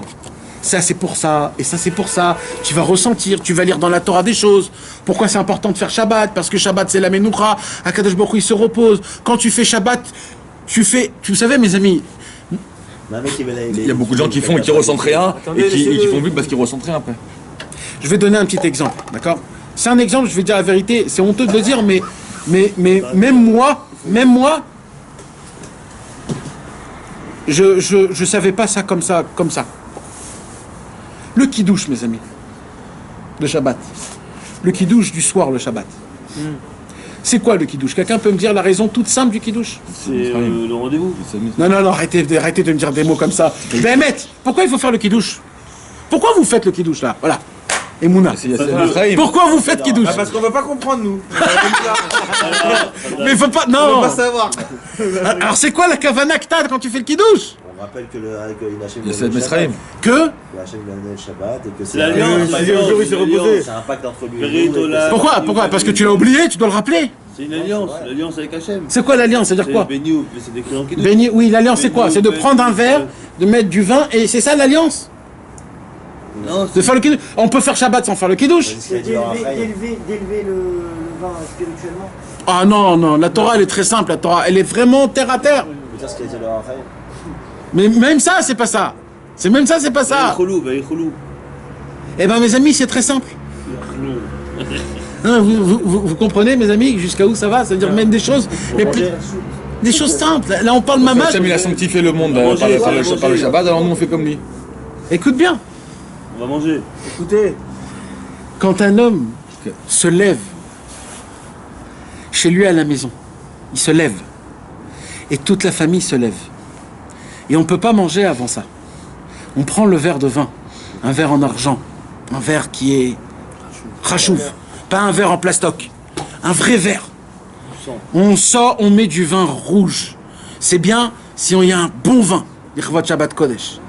Tu te lèves et tu lèves le verre de vin, tu le mets dans ta main droite, tu fermes les yeux et tu commences à dire Yom HaShishi, Vayechulu HaShamayim ve'aretz ve'chol tzevam. Tu sais ce que tu fais à ce moment-là même? Ça, mes amis, ce que je suis en train de vous dire, c'est le pshat de la Torah. Le pshat, c'est-à-dire le niveau le plus bas, le plus simple de la Torah. Hein. C'est ce qu'on demande à tout le monde, c'est quoi? Les haïds, comment on dit les haïds? Mes amis, le kidouche du soir, c'est un témoignage. Tu témoignes comme quoi tu crois que Dieu a créé le ciel et la terre et le monde en 6 jours, et ce jour-là, il s'est arrêté. C'est tout. C'est ça le kidouche. C'est un témoignage. Tout celui qui fait le kidouche, il témoigne que Hachem, il témoigne au monde que c'est Hachem qui a créé le monde en 6 jours, et le 7e jour, il s'est arrêté. C'est tout, ça s'arrête là. C'est aussi simple que ça. Mais tu t'imagines maintenant, quand vendredi soir, maintenant, tu vas te lever dehors, c'est pas juste. Quand tu témoignes quelque chose, tu le témoignes haut et fort en disant Yo, ma chichi. Tu vas pas dire non, lui, il a pas fait ça du tout, hein, excusez-moi, mais c'est pas lui du tout. C'est pas ça. Tu dis jamais de la vie, il était pas là, il était avec moi, etc. Le kidouche, mon frère, du vendredi soir, c'est la création du monde. C'est Dieu, il te dit je te donne à témoigner sur moi. C'est toi mon témoin, dit Hachem. Tu es mon témoin. Vous êtes mes témoins. Et j'attends votre témoignage de vendredi soir. Le kidouche.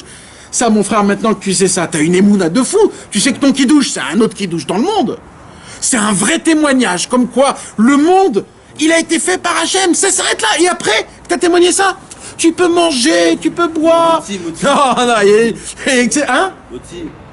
Motzi, tu peux. Mais le Inyan, c'est pour ça qu'il faut se lever. C'est parce que c'est un témoignage. Pourquoi samedi midi on s'assoit? Parce que c'est pas un témoignage le samedi midi. Ah, c'est un kiff. Parce qu'on l'a déjà fait. Mais C'est une signature. Non mais tu comprends maintenant le Inyan. Donc il y avait des tzadikim qu'ils ont dit comment on découvre Dieu. Il faut le philosopher. Et pourquoi Hachem il a fait ça? Et pourquoi Hachem il a fait ça? Et de là, ça veut dire que ça, et ça veut dire que ça. Et de découvrir Hachem. Rabbi Nachman, avec lui le Baal Shem Tov et tous les autres tzadikim, ils ont dit Chas v'Shalom.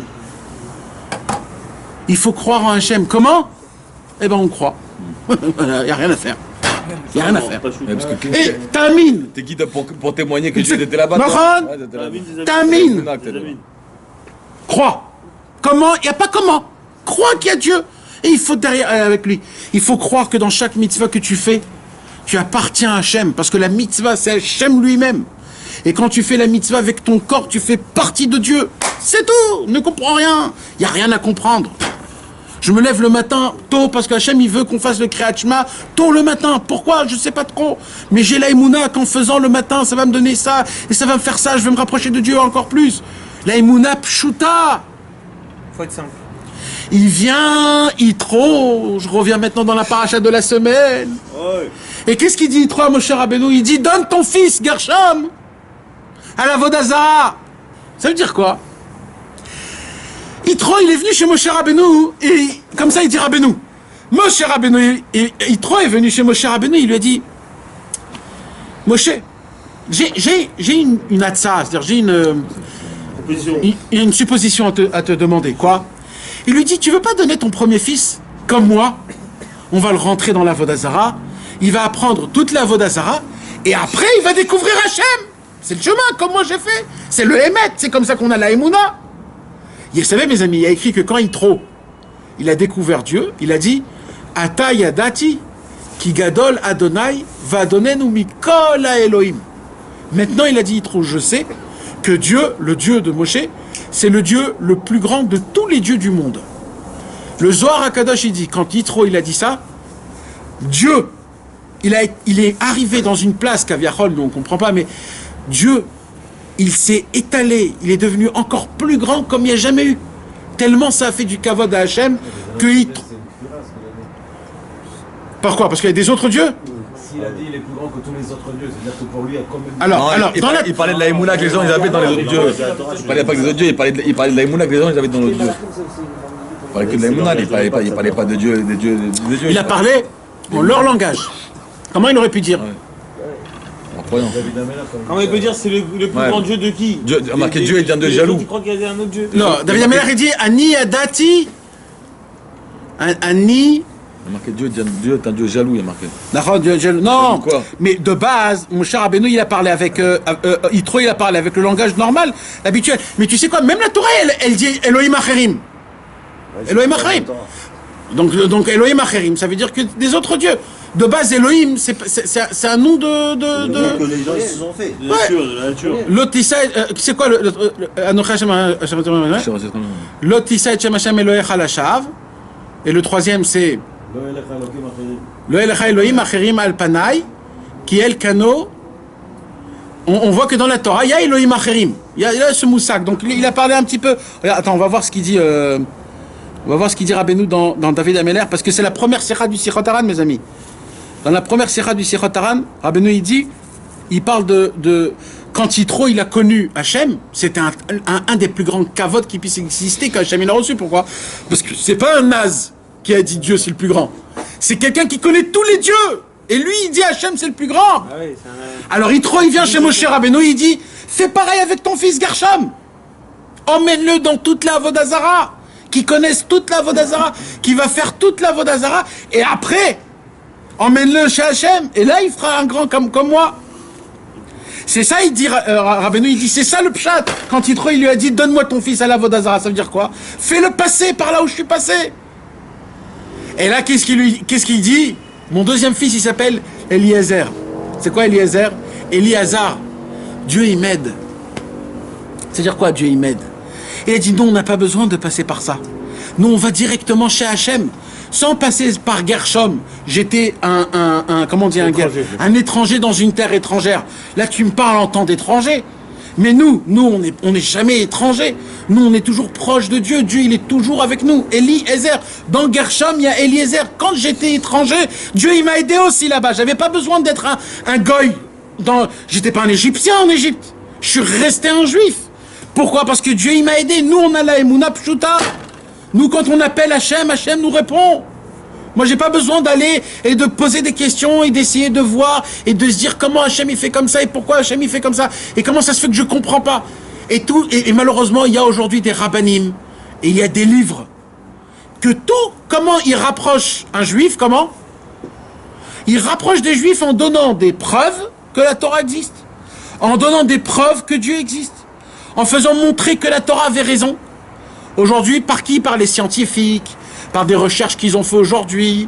Quand tu coupes le prépuce, ça enlève des maladies grâce à ça. Voilà, c'est très bien la Brit Mila. Quand tu mélanges le lait et la viande, ça fait du mal au ventre et ça fait des trucs comme ça. Alors quoi alors? Alors c'est qui notre preuve? C'est les scientifiques qui viennent approuver la Torah. C'est-à-dire en fait, toi tu es mamie dans la Torah parce qu'il y a un scientifique qui croit qu'on vient du singe qui nous dit oui c'est vrai ça. Ça c'est très grave. Malheureusement il y en a beaucoup ça aujourd'hui. Mais ça, comme tu as dit, tu as pris l'exemple des tefilines. Quelqu'un il doit avoir la Emouna Pshuta sans rentrer trop sa tête, par exemple, il peut mettre les tefilines comme ça. Mais il peut aussi avoir. Non, attends. Qui met les tefilines parce que tout le monde les met, alors il les met, en réalité il n'a aucune Emouna là-dedans. Nahon.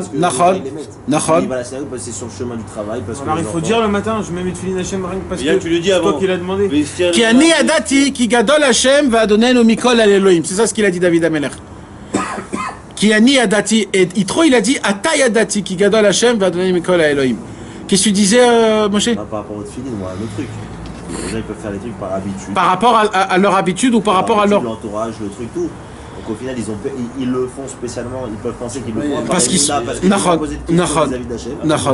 Et c'est quand tu le sais? C'est quand tu le sais ça, Moshe? En réalité, quand tu l'étudies, non? Non, quand tu as un empêchement. Là, on voit si ce que tu fais c'est par Emouna ou par l'entourage. Quand tu as un empêchement. Si la personne elle arrête genre de le faire. Non, tu as un empêchement, tu peux pas aller. Ou alors. Voilà, il s'est passé un truc où tu n'as pas pu faire ton habitude. Alors, si tu le fais vraiment par Emouna, ça va te prendre à ton cœur, tu vas tout faire pour essayer. Et maximum, tu vas arriver un peu plus tard, mais tu vas le faire le truc, etc. Même s'il reste plus personne et tout, tu t'obliges à aller à la synagogue parce qu'il faut faire ça. Mais au moment où pour toi, c'est pas aussi important que ça, alors bon, j'ai raté, je mettrai les TF au bureau. En vrai, le test, c'est un empêchement. L'empêchement, c'est un test qu'Hachem nous fait. Toujours la bénia, l'empêchement, toujours, c'est pour te tester à combien tu es dans la Emouna. C'est que pour les mais toujours, c'est là où tu découvres vraiment qui tu es. Nous, on voit les empêchements comme quelque chose qui nous empêche, mais c'est faux. En fait, l'empêchement t'apprend sur toi, qui tu es vraiment. À combien ça te prend à cœur, la chose. Tous les petits Hachem, ils roulent tout chaque fois avant. Nahon. Que tu fais un truc vraiment. Ça se travaille. Bevadaï, tous les jours. Rabbi Nachman, c'était un artisan de Emouna. Bémet. Parce que vous savez comment on dit artisan en hébreu? Ouman. Il est enterré où, Rabbeinu? À Ouman. Et Ouman, c'est Emouna. On dit que la Emouna, c'est une artisanat. C'est comment Rabbi Nathan, c'est une art. Tu sais que Rabbeinu, il a dévoilé une Torah, plein de Torah. Le premier thème du Likutei Etzot, c'est Emet ve'Emouna. Maintenant, j'ai oublié de vous dire le top niveau. C'est que Gershom, la gimatria de Gershom, c'est Emet Emouna. Les deux en même temps. Ça veut dire, c'est que le Emet et la Emouna, il dit, mon cher Rabbeinu. Il dit, t'as pas compris que Gershom, c'est Emet et Emouna. Il n'y a pas d'Avodazara, il va pas passer. La gimatria de Gershom, c'est Emet et Emouna. Ça veut dire, c'est les deux pieds qui te mettent par terre, comme on a dit, qui te tiennent comme un homme. C'est tout le Inyan de Moshe Rabbeinu. Donc le lien, excuse-moi, peut-être que j'ai pas entendu, mais le lien avec le fils que Yitro, il dit, donne-le-moi. Donne-le-moi à la Vodazara. Ça veut dire quoi? Ça veut dire que Yitro, il dit, fais-le passer par là où je suis passé, dans les Hakirot, etc. Il dit, Moshe Rabbeinu, chas v'shalom, Eliezer. C'est quoi? Dieu, il nous a aidés même quand on était guerre. Dieu, on l'a vu même dans la galoute, Dieu. On n'a pas besoin de passer par là-bas. Ce que tu as dit avec la femme tout à l'heure, tu as dit que la femme, le Shalom Bayit, il passe peut-être après. On dit l'homme c'est Emet, tu as dit la femme c'est Emouna. La femme, elle est juste là pour voir si tu as Emet, la Emouna dans ce que tu fais. Non, mais Bichlal, tous les problèmes de Shalom Bayit, Bichlal, c'est. Les gens, ils disent, ouais, il faut tout faire pour le Shalom Bayit, mais ils savent rien du Shalom Bayit. Ils croient que le Shalom Bayit, c'est de s'écraser devant la femme. C'est pas ça. Shalom Bayit, c'est que les deux créent quelque chose qui n'existe pas. Pas de s'annuler chacun dans son côté. C'est que eux deux doivent créer quelque chose et qu'ils travaillent eux deux sur cette chose pour faire la chose en elle-même. Mais maintenant, le Inyan, donc c'est quoi pour revenir? C'est quoi le Inyan? Ah oui, parce que c'est là où tu élèves ton épouse. Bevadaï. C'est là où tu l'as fait Bevadaï, avancer. Bevadaï. Si elle est toute seule Si ou toi, tu t'es lui tout donnes un seul, shalom de ce monde-là, ça vaut rien. c'est pas un shalom. Ouais, Mais c'est marlimar, c'est de l'amertume ce que tu lui donnes. Un homme il croit que parce qu'il va la gâter, alors c'est ça le shalom. C'est pas ça le shalom. Le shalom, c'est de savoir s'écraser, de savoir prendre sur soi. Comme lui, comme elle, eux deux en même temps, ils s'écrasent deux. Et Et eux. Nathan qui faisait le balai, le truc. Naha, Naha. Je comprends. Pourquoi tu comprends rien? C'est qui le C'est bouillant, frère. Le patron, c'est l'homme. C'est bouillant. C'est qui compte de 42 Pas pour les... C'est l'homme qui est le patron. Ah, voilà. La femme, elle doit nous aider à servir à Kadosh Baruch Hu. Mais ça, c'est dans un bon air. Mais dans un monde comme ça, où ni l'homme et ni la femme est parfait.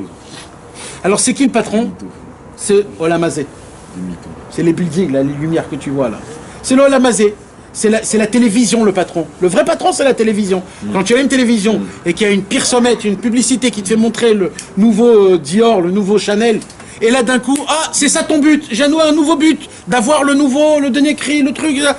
C'est ça le problème. Quand tu vis dans un monde comme ça, alors là tout est inversé. Là, tu peux pas dire c'est qui le patron. Là, on doit tous s'annuler, on doit tous s'arrêter, et on doit commencer à réfléchir, c'est quoi ma vie? C'est quoi l'essentiel? C'est quoi les choses importantes? C'est quoi les choses qui sont pas importantes? Et là, tu commences à fonder une famille. Mais quand tu fais pas ça, il y aura des problèmes. Et le problème, c'est ça qui vont t'aider à arriver à quelque part. Si tu sais bien réagir comme la Torah nous donne, alors tu pourras te sortir des problèmes, ça va être difficile. Mais sinon, tu vas tomber dans un... Et là, les gens, ils vont dire, ouais, Shalom Bayit. Et là, d'un coup, ils se rappellent de la Torah. Shalom Bayit, Shalom Bayit. C'est pas ça, le Shalom Bayit. Shalom Bayit, c'est la Torah. C'est la Torah qui donne le Shalom. C'est Hachem qui donne le Shalom. C'est ça qui va nous créer, qui va fonder nos enfants et nos... Donc maintenant, Moshe Rabbeinu, il vient et il dit à Yitro, toi tu t'es trompé. Et c'est pas ça le vrai chemin. Le vrai chemin, c'est qu'on doit pas... Attends, maintenant je dois réexpliquer quelque chose. C'est pas qu'on doit pas comprendre les mitzvot. C'est faux. Le commencement, le premier pas de l'application de toute la Torah et les mitzvot, c'est la Emouna. Le Emet et la Emouna. C'est le premier pas. Mais on a l'obligation de chercher, de travailler, d'appliquer, de demander à Hachem, c'est quoi la vraie intention que tu veux derrière chaque mitzvah, c'est quoi le émettre derrière chaque mitzvah. Je dois le demander, je dois le chercher. Mais le premier, exactement, mais le premier pas, que c'est le pas, que c'est ça que tu le fais. Ça veut dire, pourquoi là je vais me lever, je vais aller... s'arrêter à ça, c'est un bon début. C'est pas un bon début, c'est le début obligatoire. Si on n'aurait pas, on n'aurait pas allé chez Moshe Rabbeinu dans le désert, on n'aurait jamais reçu la Torah. Dieu il a dit le commencement de recevoir la Torah, c'est de suivre Moshe dans le désert. C'est quoi le désert? Le néant. Il n'y a rien. Il y a du sable et il y a du soleil. Il n'y a rien. Il n'y a rien. Mais il y a quoi? Il dit le Zohar? Nechashim v'akrabim. Des serpents et des scorpions. C'est quoi les serpents et les scorpions? Il dit le Zohar HaKadosh. C'est Ma et Lama, il dit le Zohar. Ma et Lama. C'est quoi Ma et Lama? C'est pourquoi et comment? C'est toujours le... Oui, pourquoi Hachem? Et pourquoi il fait comme ça? Et pourquoi ça serait comme ça? Et comment c'est possible qu'il a pris un enfant? Et comment c'est possible qu'il a tué ça? Et comment c'est possible? Toutes centaines de milliers de personnes. Exactement. Et toutes les mauvaises choses, on les met toujours sur Hachem. Les bonnes choses, jamais c'est Hachem. C'est jamais Hachem. C'est un problème. Donc on doit avoir la émouna que... Vous savez mes amis, il y a une belle histoire d'un grand tzaddik, le Noam Elimelech de Ligensk. Un jour, il y a un élève à lui qui s'est rapproché de lui, Rabbi David Milelov. C'était sa Iloula la semaine dernière. Rabbi David Milelov. Et lui, c'était l'Iloula la semaine dernière. Alors Rabbi David Milelov, la première fois où il est venu chez le Noam Elimelech, le Noam Elimelech, c'était un Shabbat. Et il vient le soir, Erev Shabbat, dans le tige du Noam Elimelech. Et le Noam Elimelech, il est en plein milieu de son tige. Dès qu'il rentre Rabbi David Milelov, il arrête le tige devant tout le monde et lui dit dégage. C'était un grand fabricant à l'époque. C'est les fabricants, tu sais, ils s'assoivent tous. C'est la fabricant sans les vodkas. C'était un tige, on appelle ça. Et il fait quoi? Il dit quoi? Et il lui dit ça. Il arrête tout, il lui dit ça. Imagine-toi la honte. Le Noam Elimelech à Rabbi David. Il est là. Bon, il s'est dit peut-être j'ai fait un péché, peut-être il a vu quelque chose sur moi, peut-être il s'est passé un truc. Bon, il est parti, il a demandé pardon à Hachem. Il s'est dit je vais repasser le kidouche du matin. Il repasse dans le kidouche du matin, le Noam Elimelech avec tous ses élèves, etc. Et dès qu'il rentre, il arrête tout, il lui dit sors dehors. Ah là, il s'est dit mais comment c'est possible un truc pareil? Seouda Shlichit. Il s'est dit je vais essayer peut-être Seouda Shlichit. Seouda Shlichit, il vient Rabbi David Melov. Il lui dit sors d'ici. Et là, il n'en pouvait plus, il est sorti, il a commencé à pleurer Shabbat. Il a commencé à pleurer, qu'est-ce que j'ai fait de mal, qu'est-ce que j'ai fait. Et quand il pleurait, alors il avait des larmes dans les yeux, donc il voyait tout flou. Et quand donc il l'a regardé par terre, il a vu tout flou. Et il a vu, tu sais, comme si tout était en nuagé, en nuage, comme ça. Et d'un coup, il a vu petit à petit les graines de sable qu'il y avait par terre. Et il voyait de graine en graine. Il regarde comme ça, en train de pleurer, comme ça, il regarde. Et il se dit, chaque graine qui est là, c'est pas pour rien. C'est bien Hachem qui les a mis à sa place. Et il a même décrit qu'ils vont peut-être bouger un peu là, qu'ils vont peut-être... Mais chaque graine qui se pose là où elle est, c'est parce que Hachem l'a décidé. Il a commencé à dire, et ça, et ça. Et tu t'imagines que tous les grains de sable et tous les grains de terre qu'il y a partout, tout a été dessiné centimètre par centimètre par Hachem. Et il a momentané. À cette minute-là, ce grain, il va aller ici. Et à cette minute-là, il y aura un vent qui va pousser tout ça. Et il a commencé à regarder Akadosh Baruch Hu partout. Comment chaque chose, les trucs, comment tout est placé. Akadosh Baruch Hu, il avait une pensée. Et dès qu'il a eu ça, il a dit, ah là, comment Dieu est grand. Comment Dieu est grand. Et là, il s'est dit, là, je vais rentrer. Et quand il est rentré, le Noam Elimelech, il a ouvert ses deux grands bras. Il a dit, maintenant, je te reconnais. Il a dit, vous pouvez tous venir chez moi en tant que tzaddik, mais il vous manque la Emouna Pshuta. La Emouna la plus simple. C'est quoi la Emouna la plus simple? Que si Hachem il a voulu que ce verre il soit ici maintenant à cette heure-ci, et bien c'est pour ça qu'il est là. S'il est là, c'est la volonté de Dieu. Et dans une minute, dans une heure, ce verre il sera dans une poubelle ou je sais pas où. Pourquoi? Je sais pas, mais c'est la volonté de Dieu. Tout ce qui se passe, c'est la volonté de Dieu. Et tout ce que Dieu y fait, c'est pour le bien. Tout ce qu'il fait, c'est pour le bien. Oui, mais nous, on n'est pas des grains de sable. On est des... On n'est pas des grains de sable. Mais c'est pareil. On doit avoir la Emouna dans tout ce qu'on fait, que tout ce qu'Akadosh Baruch Hu il nous a donné, tout ce qu'Akadosh Baruch Hu nous fait, c'est pour le bien et ça nous appartient. Alors où est le problème? C'est où le problème? Si on est dans une heure là-bas, c'est parce qu'on va vouloir aller là-bas. S'il n'y a pas de vitalité. Mais quelque part, Akadosh Baruch Hu l'a fait, que c'est sa volonté que tu sois là ou que tu sois là-bas. Alors quand je me laisse vivre. Le Hémet, le Hamito, les vrais tzadikim se laissaient vivre. On raconte le Baal Shem Tov, il avait dans sa calèche, quand il montait dans sa calèche, il a écrit dans il disait le prodige du Baal Shem Tov, ils disent le caléchier il était fait pour rien là-bas. Il disait le Baal Shem Tov, les enfants, en parlant des chevaux, couraient. Et ils couraient. Il l'a emmené quelque part. Et là où ça l'emmenait, c'est là où je dois être. Non, mais c'est les vrais tzadikim. Non, mais c'est pour te faire montrer que les vrais tzadikim, oui, ils se laissaient aller. Donc, quelque part, quand tu te laisses aller, tu te mets totalement dans les mains d'Hachem. Des fois, de temps en temps, dans des... C'est bien. C'est bien. Maintenant, comment on va vivre par rapport à la Torah, ce qu'il faut faire, ce qu'il ne faut pas faire. Mais quand ça sort en dehors de l'Inyan de la Torah, par exemple, un jour, Rabbi Nachman, il a dit une parole comme ça. Il a dit, quand on te propose un voyage, voyage. Comme ça, il a dit. Ne dis pas oui, non, rien. Il dit, tu sais pas. Parce que tout ce qu'on te propose, ça vient de Dieu. Et on ne sait pas si, peut-être tu dois aller là-bas réparer un truc. On ne sait pas.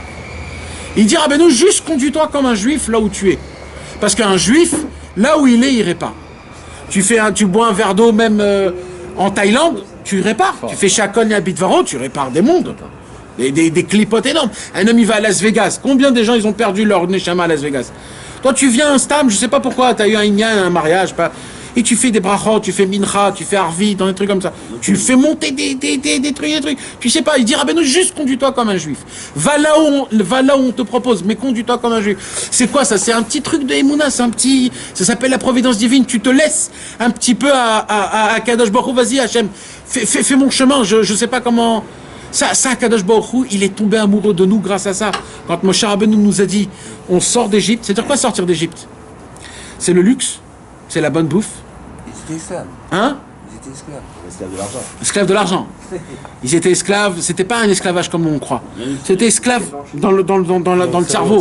Il leur a fait faire rentrer dans le cerveau qu'il faut travailler tout le temps, qu'il faut faire ça. Donc c'était ça l'esclavage. C'était comme aujourd'hui, c'est la même chose. Et c'était ça. Donc en fait, C'est pas une histoire, ça. donc ils sont partis. Et quand nous avons dit on sort, mais on sort pour aller où? C'est pas une histoire, c'est ce qu'on vit. Et Moshe Rabbeinu leur a dit, dans le désert. Mais ils ont dit, mais t'es complètement fou. Et là, pendant 1 an, Moshe Rabbeinu a dû convaincre le peuple juif, les disciples, etc., etc., etc. À la fin, ils se sont dit, ok, on va avec toi. Mais qui a dit on va avec toi? Que 20%. Ce qui fait Rabbeinu aujourd'hui. 80% sont restés. 80% nous ont dit, mais t'es complètement malade mental. Maintenant, les 80%, ils avaient raison ou pas? Emmett, là, maintenant, Emmett. 80% Bah, si d'après la logique. D'après le Emmett, ils avaient raison ou pas? D'après la logique, ils ont des raisons. Bon, voilà! Eux, ils étaient, comment on dit, quelqu'un qui est... Terre à terre. Ouais! Il avait raison. Ils étaient des gens normaux. Mais d'après le Emmett la mytho. Mais le Emmett la mytho, c'était du mytho. C'est ce qu'il fait aujourd'hui. Nahon. Il nous a mis dans des rondes que. Rabbeinu, il vient, il dit le monde n'existe pas. On lui dit, mais t'es fou, Rabbeinu. J'ai le Hashmal, j'ai le ça à payer, j'ai ma femme, on vit dans un monde. On va dans la forêt. Bon, mais finalement, il faut le payer l'électricité. C'est Hachem qui le paye, c'est pas toi qui le paye. Finalement. Ben, Emmett, c'est Hachem qui le paye. Tu vois, ça, c'est une émouna. Rabbeinu, il dit comme ça. Vous savez, mes amis, d'après Rabbi Nachman, on a le droit d'aller au travail qu'à une seule condition. On n'a pas le droit d'aller au travail travailler, hein, mes amis. De base, on n'a pas le droit d'aller au travail travailler. Akadosh Baruch Hu, il a dit, c'est moi qui vous donne à boire et à manger. On l'a lu dans la paracha de la semaine dernière. La semaine dernière, la paracha d'Aman. On l'a lu, c'est moi qui vous donne de quoi manger et boire. C'est pas quelque chose qui a écrit, il y a pas. C'est je vous donne à manger. Alors, de base, on n'a pas le droit d'aller travailler. Mais il y a une condition où on peut aller travailler.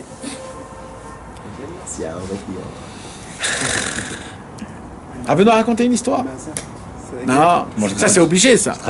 Ça, on te donne la permission d'utiliser cet argent. Il y a une histoire. Travail gratuit. Un jour, il y avait un homme. Il marchait dans un désert. Fatigué, assoiffé, affamé, tout ce que vous voulez.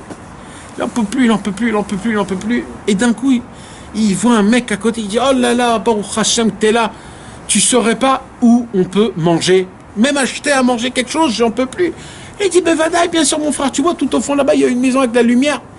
Là-bas, il y a un monsieur hyper gentil, il donne de quoi à boire, de quoi à manger, de quoi dormir, tout gratuit. Il dit, oh là là, quelle histoire. Et lui, vite, il va là-bas. Le problème, c'est que le mec lui a pas donné une information très importante. C'est quoi? C'est que juste à côté, il y avait un radin qui habitait à côté. Un radin total. Et lui, le pauvre, au lieu d'aller chez le donateur, il est allé chez le radin, il frappe à la porte, dit bonjour, on peut manger et boire. Le radin a tout pigé. Il a dit d'abord on travaille et après on mange. Il a dit ok. Il a commencé à travailler toute la journée chez lui, chez le radin. Il lui a tout refait la maison, le truc, etc. Dès qu'il a terminé le soir éclaté, il lui dit maintenant on peut manger. Il dit oui, tu manges juste à la maison d'à côté. Et le mec il est parti il s'assoit et il mange.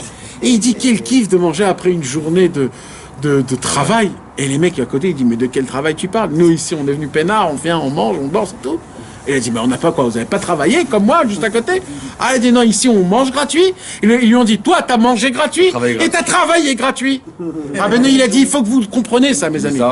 On mange gratuit et on travaille gratuit. Si tu comprends ça, tu peux aller au travail. Mais si tu comprends ça, tu vas pas. Et là la question c'est alors si c'est ça, pourquoi je vais au travail? Pour réparer les péchés. Alors autant travailler dans la Torah. Nachan, c'est ce qu'elle dit la Gemara dans Mishnah Avot. La Gemara dans Mishnah Avot, elle a dit ou ol Torah ou mitzvot ou ol derech haretz. Tu dois choisir. Tu prends le poids de la... Bien sûr. Mais la Torah comprend que tu vas aller au travail. Elle comprend. Parce qu'un homme, il doit faire une certaine ishtadlut. Et aussi, on a fait des péchés. Et aussi, le Chavat Alavot, il dit aussi quelque chose d'important. Il dit quoi? Il dit le travail aussi nous sauve de quelque chose. C'est quoi? De la fainéantise. Que la fainéantise amène à la Avera. Alors ça nous massikotanu, comment on dit? Ça nous occupe le travail. Et grâce à ça, on ne fait pas d'avérote. Ça aussi, il faut avoir une pensée quand tu vas au travail, que ça me sauve de faire des péchés. Au moins, je fais du travail. Et vous comprenez, mes amis, la Emouna, c'est de faire entrer Hachem dans tout, dans ton travail, dans quand tu bois de l'eau, dans quand tu vas dormir. Vous savez, la Gemara, elle dit, un tzaddik et un rachat, le tzaddik, il est au Gan Eden, le rachat, il est au Gehinnom, mais dans le ciel, les deux s'assoient dans la même chaise. Comment c'est possible qu'un il s'assoit à côté de l'autre quand un il est au Gan Eden et un il est au Gehinnom? Il comprend rien, l'autre, c'est pas là. Non mais c'est bizarre. Normalement, nous on a la vie. Endroits différents. Exactement. Et deux énormes endroits différents. La Gemara elle dit non. Il dit parce que vous croyez que c'est comme ça. Pour le Gan Eden, il y a plein de gens qui ont des bonnes intentions, soi-disant. Tu vas voir des gens qui ont fait le même parcours. Tu vas prendre 2 personnes, les 2 ils se sont réveillés le matin à la même heure, ils sont allés à la synagogue à la même heure, ils ont étudié la Torah à la même heure, ils sont allés au travail le même temps, ils ont tout fait tout en même temps. Et il y en a un qui va aller au Gan Eden et il y en a un qui va aller au Gehinnom. Comment c'est possible? C'est juste l'intention qu'il avait, ce qu'il a fait les choses pour Hachem, et l'autre il a fait les choses par habitude. Il faut le faire par Hachem avec une connexion. Rabbi Nachman il a dit, j'ai eu le mérite d'être qui je suis grâce aux toutes petites choses que je faisais quoi. Quand il faisait le Birkat Hamazon, il disait juste avant, Hachem, je le fais pour toi. C'est tout. Après, il voulait mettre une pièce dans la tzedaka, il disait, Hachem, c'est pour toi ça. Il dit ces petites choses-là. De faire mincha, Hachem, je fais mincha pour te faire plaisir. Des petits mots comme ça, des petits mots comme ça. Juste, ça s'appelle la connection. C'est le mot de magique qui va t'ouvrir la caverne d'Ali Baba. C'est le mot de magique. Sans le mot magique, la caverne ne peut pas s'ouvrir. Chaque chose, et c'est ce qu'il a dit Moshe Rabbeinu à Yitro. Il dit Yitro, toi t'es passé par Hachem en passant par tout ce délire pourri. Tu veux faire passer à Gershom, mon fils, ce délire pourri. Mais nous on a la Emouna directement sans comprendre rien du tout. Lui il dit mais comment c'est possible? Moi, nous on veut pas comprendre Hachem. On ne cherche même pas à comprendre Hachem. On veut pas comprendre Hachem. Nous on veut juste être proche de lui. On peut pas comprendre Dieu. Tout ce que Dieu il fait, c'est pas pour le bien, c'est le bien. C'est le bien universel, il n'y a pas plus de bien que ça. On doit juste s'annuler à la volonté d'Hachem. Et vous savez quoi? Yitro n'arrivait pas à comprendre à ça. Il n'arrivait pas à comprendre ça. Ça marche entre Yosef et Yehuda, sinon Approfondi quelque part, ouais. On avait parlé de ça aussi. Ouais, c'est ça. Et d'ailleurs, c'est la raison pour laquelle Yitro a pris avec lui Tzipora et Gershom et Eliezer. Pour voir est-ce que c'est vraiment possible d'avoir la Emouna sans passer par là-bas ou pas. Et il a vu, à fin de compte, que c'est possible. Vous savez, mes amis, que Gershom a eu un enfant. Je ne me rappelle plus du nom de cet enfant. C'est un nom qui est un petit peu bizarre. Cet enfant est devenu un prophète. Il faisait partie des prophètes, pas connus, mais un prophète. Et il a été enterré à Tzfat. Jusqu'à aujourd'hui, il y a la tombe de ce tzaddik-là. Tout celui qui va dans cette tombe, tout celui qui va dans sa tombe à lui, c'est une tombe, un mâche pour avoir la Emouna.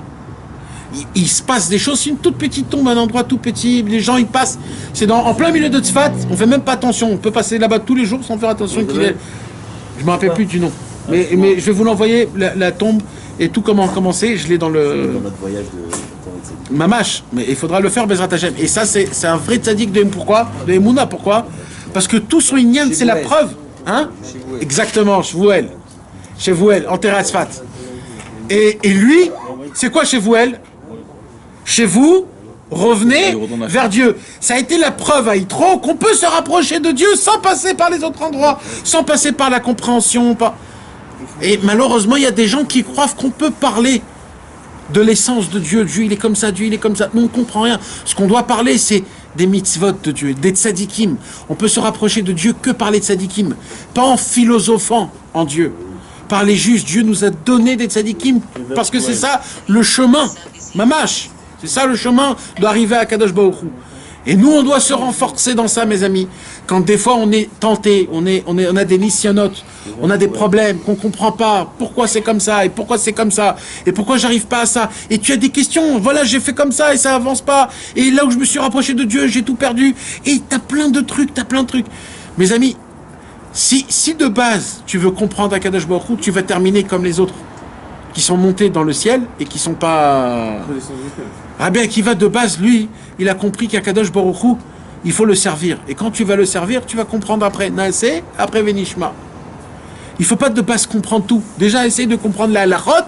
Quand tu comprends les halachot, tu peux me parler après si tu veux comprendre Hachem. Mais tant que tu ne comprends pas les halachot, ne parle pas de Dieu Bechlal. Et tout l'union, c'est de se renforcer dans la Emouna, de faire rentrer la Emouna dans tout ce qu'on fait. D'être connecté avec Akadosh Baruch Hu dans tous les points de la Emouna. Quand tu mets le tzitzit, quand tu mets la kippa, quand tu mets les téphilines, c'est chaque seconde, tu travailles ta Emouna. Rabbeinu, il a dit comme ça. Rabbeinu, j'avais oublié de vous dire ça. Rabbeinu, il a dit la Emouna ressemble à une fleur. C'est pas Stam Machal, hein, mes amis. C'est pas une parabole. Rabbeinu a créé une Torah Mamash par rapport à ça. Ça veut dire c'est vraiment comme ça. Rabbeinu, il dit la Emouna, c'est une fleur.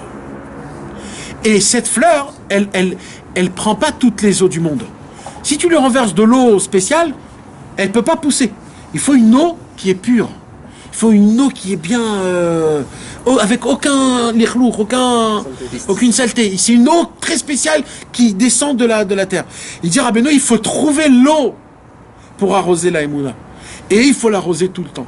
Le jour où elle ne reçoit pas cet arrosement, la fleur, elle commence à tomber. Rabbeinu, il dit comme ça, la fleur, c'est la Emouna. L'eau, c'est quoi? C'est les conseils. Comment se renforcer dans la Emouna? Et c'est qui l'arroseur? C'est le tzaddik. Tout le travail du tzaddik, si vous posez la question, qu'est-ce qui fait le tzaddik? Le tzaddik, il fait qu'une seule chose, le vrai tzaddik. Sa seule chose, c'est de découvrir tout le temps des nouveaux conseils, comment renforcer la Emouna. C'est pour ça qu'on dit c'est le jardinier. Exactement. C'est le jardinier. Quand des fois, il faut couper une petite feuille, des fois, il faut couper une petite ronce, des fois, il faut la laisser pousser, des fois... Tout le travail, c'est de cultiver les fleurs de la Emouna. Et tous les jours, il faut travailler. Et le jour où tu la cultives pas, elle tombe ta Emouna. C'est pour ça qu'il faut parler avec Hachem. Quand tu parles avec Hachem, que tu le veuilles ou pas, tu travailles ta Emouna. Parce que qu'est-ce que tu es en train de faire là? Tu parles à la personne. À qui tu parles là? Mais oh, mais je suis un fou, je parle tout seul dans le vide. Non, tu parles à Hachem. Hachem, il t'écoute, il est là devant toi, il est descendu de son monde. Ouais. Il est en face de toi, il dit parle-moi mon fils. Chaque mot que tu me dis, c'est je le bois, je l'attends. Mais ça, il ne comprenait pas. Les autres, ils ne comprennent pas ces choses-là. Il n'y a que le juif qui comprend ça. Qu'Akadosh Baruch Hu, il reste notre Dieu malgré nous, ce qu'on est. Et qu'il attend ces paroles-là malgré ce qu'on est. Encore plus les gens qu'on est nous. Parce que les tzadikim, il les connaît. Il veut que qui parle? C'est Dafka nous de Tel Aviv, de Ramat Aviv. Il veut que nous, Dafka, on lui parle. Quand nous, on lui parle, on fait un kavod encore plus fort que si c'est un tzadik qui lui parle. Parce qu'il veut nous écouter, nous. Lui, les tzadikim, il les écoute, ça fait déjà très longtemps. Il veut entendre des gens qu'on n'a jamais parlé. Un homme qui parle la première fois à Hachem, c'est une explosion totale qui se passe avec Akadosh Baruch Hu. C'est Dieu qui a le coup de foudre. Sur nous, mamash. Mais on n'a pas la Emouna que c'est comme ça. Mais la Emouna, c'est de faire le premier pas, de dire allez vas-y, je tente, allez vas-y, je me jette à l'eau. Je me jette à l'eau, allez vas-y. Je vais te parler maintenant une demi-heure dans ma terrasse tout seul avec toi, Hachem. Je vais raconter qui je suis, d'où je viens, qui je suis. Parce qu'il faut, c'est comme ça qu'on commence une vraie conversation. Mais on sait qui c'est. Il veut savoir si toi tu sais. Ta femme, elle sait que tu l'aimes. Et elle veut que tu lui dises tous les jours je t'aime. Alors, Dieu il veut ça tous les jours, il veut t'entendre tous les jours, il veut savoir. Il veut que tu lui racontes tes projets, tes rêves. Il veut que tu lui dises combien tu l'aimes, Dieu. Il veut que tu le remercies. Ne croyez pas qu'il te veut des doutes, c'est juste des demandes. Donne-moi, donne-moi, donne-moi. Donnez, donnez, donnez. C'est pas donner, donner. C'est Hachem. Je veux te découvrir, je veux te vivre. Je ne sais pas qui tu es. On m'a parlé de toi, on parle de toi tout le temps. Mais je te vois pas, je te sens pas, je ne sais pas qui tu es. Je voudrais que quand j'étudie, je puisse découvrir toi dans l'étude. Pas l'étude extérieure. Je veux l'étude approfondie, l'étude où j'arrive à te découvrir. Quand il se passe quelque chose et j'ai des questions sur toi, je veux pas tomber dans les pièges de les questions. Je veux comprendre que c'est toi qui maintiens tout le monde. Toutes les étoiles, tout ce qui se passe dans tout le cosmos mondial, tout a été fait que pour moi, que pour ce monde, que pour le juif, que pour l'homme croyant. Je veux te découvrir à travers mes enfants, à travers ma femme, à travers mon travail, à travers moi-même. Je veux te découvrir à travers tout ce que je peux, le Shabbat, le Rosh Chodesh, la Tfila, pendant le... Tout, je veux que tu sois avec moi tout le temps. Même dans les endroits les plus intimes, là où tu veux pas. Quand tu es avec ta femme, quand tu es tout seul avec toi-même. Même là-bas, je veux te découvrir. Même là-bas, je veux te vivre. T'es pas juste un Dieu ou qu'à la synagogue, je te connais. Non, même dans mon travail. Même Chas Veshalom dans mes péchés. Même dans mes péchés. Parce que mes amis, quand on fait un péché qui est l'inverse de la volonté de Dieu, et que tu kiffes, c'est qui te donne ce kiff-là? Dans le péché, c'est qui? C'est Hachem. C'est Hachem. Tu fais contre lui, il te donne le kiff. Il te donne le kiff contre lui. Il n'y a pas plus gentil que ça. Kadosh Baruch Hu dit, je m'en fous. L'essentiel, c'est revenez. Besofo shel davar, c'est revenez. Et la Emouna, c'est moi qui vous fais tout ça. C'est moi. Juste ayez la conscience. Prenez conscience de ça. Ça, Yitro ne pouvait pas comprendre. Moshe Rabbeinu, il avait cette confiance. Pourquoi? Parce que Moshe Rabbeinu, il est parti 40 ans, c'était un roi chez les Noirs, là-bas. Dans le roi de Hachour. Pardon. C'était un roi là-bas. Et là-bas, il devait découvrir Dieu. Il devrait découvrir Dieu en Afrique, là-bas. Et il a découvert Hachem. Et il est revenu, il a dit, si tu as découvert Dieu là-bas, tu pourras faire découvrir Dieu aux gens qu'ils ont oublié Dieu. Les Juifs d'Égypte. Et c'est comme ça qu'il est devenu Moshe Rabbeinu, parce qu'il savait donner. C'est pour ça que Moshe Rabbeinu, son surnom, c'est quoi? Ra'aya Mehemana, le berger de la foi. Comme ça, le Zohar appelle Moshe Rabbeinu. Le berger de la foi. C'est pour ça que tout, mes amis, c'est la Emouna. Tout, c'est la Emouna. Tout, c'est la Emouna. Il y a écrit dans le Tanakh, Kol mitzvotecha, Emouna. Toutes les mitzvot, ils doivent être avec la Emouna. S'il y a une mitzvah que tu fais sans la Emouna, c'est pas une mitzvah. Mamash, hein, ça s'arrête là. C'est pas une ségoula, c'est pas important. C'est s'il n'y a pas une Emouna avec la mitzvah, tu le fais parce que tu sais que Dieu te l'a demandé à toi. Tu vas le faire parce qu'il te l'a demandé et tu sais que en le faisant, tu vas faire du nacha, tu vas faire du plaisir à Kadosh Baruch Hu et grâce à ça, tu vas te rapprocher plus de Dieu. C'est tout. Comme ça, il faut avoir dans chaque mitzvah. En faisant cette mitzvah, je me rapproche un peu plus de Dieu. En faisant cette mitzvah, je me rapproche encore un peu plus de Dieu. Et ainsi de suite, et ainsi de suite, et ainsi de suite. Il ne faisait pas les ségoulettes de... On ne sait pas. C'est écrit. Je ne saurais pas te dire si c'est à 100% mamash. Une sorte de Rabbi Israël en finir, parce que je sais qu'il a fait des gros livres. Les Mouna comme ça, il y avait des Mouna particulières. Oui. On prend des bonus. En forme de maintenant. Ah, c'était puissant là déjà. Là, ça me vient pas, mais Bezrat Hashem. On a étudié le mardi dernier. Dans mardi dernier, on a parlé aussi de la Inyan de la Emouna. Que Rabbeinu, il avait dévoilé dans le Likutei Moharan. Rabbeinu était malade de la tuberculose. Et Rabbeinu, il avait la possibilité de faire descendre une Torah, un enseignement, et que grâce à cet enseignement, il se donnait de la guérison. Et Rabbeinu, il a dit, j'ai dit tellement de Torot sur les poumons, parce qu'il était malade des poumons, que de base, je devrais déjà depuis très longtemps être en bonne santé, guéri. Et il lui dit, je me suis posé la question, pourquoi je ne suis pas guéri? Il a dit, et là j'ai compris que ceux qui m'écoutent n'ont pas assez d'émouna. Donc des fois, même, c'est pas toi, c'est ceux qui t'écoutent, ils n'ont pas assez d'émouna que ça fait effet, donc ça manque. Donc imagine-toi comment la émouna, c'est la racine, c'est la matière première de tout. De tout. Tu fais quelque chose avec la émouna, ça pousse, ça te donne de l'élan. Tu fais quelque chose sans la émouna, ça fait rien du tout. Tout, c'est la émouna. Que Dieu nous donne Bezrat Hashem, qu'on puisse se renforcer dans la émouna le plus possible. Bezrat Hashem. Ah, Chazak. Alors tu veux pas qu'on lise tous un petit truc vite fait? T'as tout fait? Non, alors, ok, si t'as tout lu. Alors celui qui l'a fait. Les enfants Edouard. Alors qu'on fasse tous le Yiraton. Parce que tous, on va faire le Yiraton. Alors attendez, je vais vous donner. Alors amène tous. Il nous a pas dit, on leur a donné un cadeau. Il a créé le monde, même pas avec la volonté.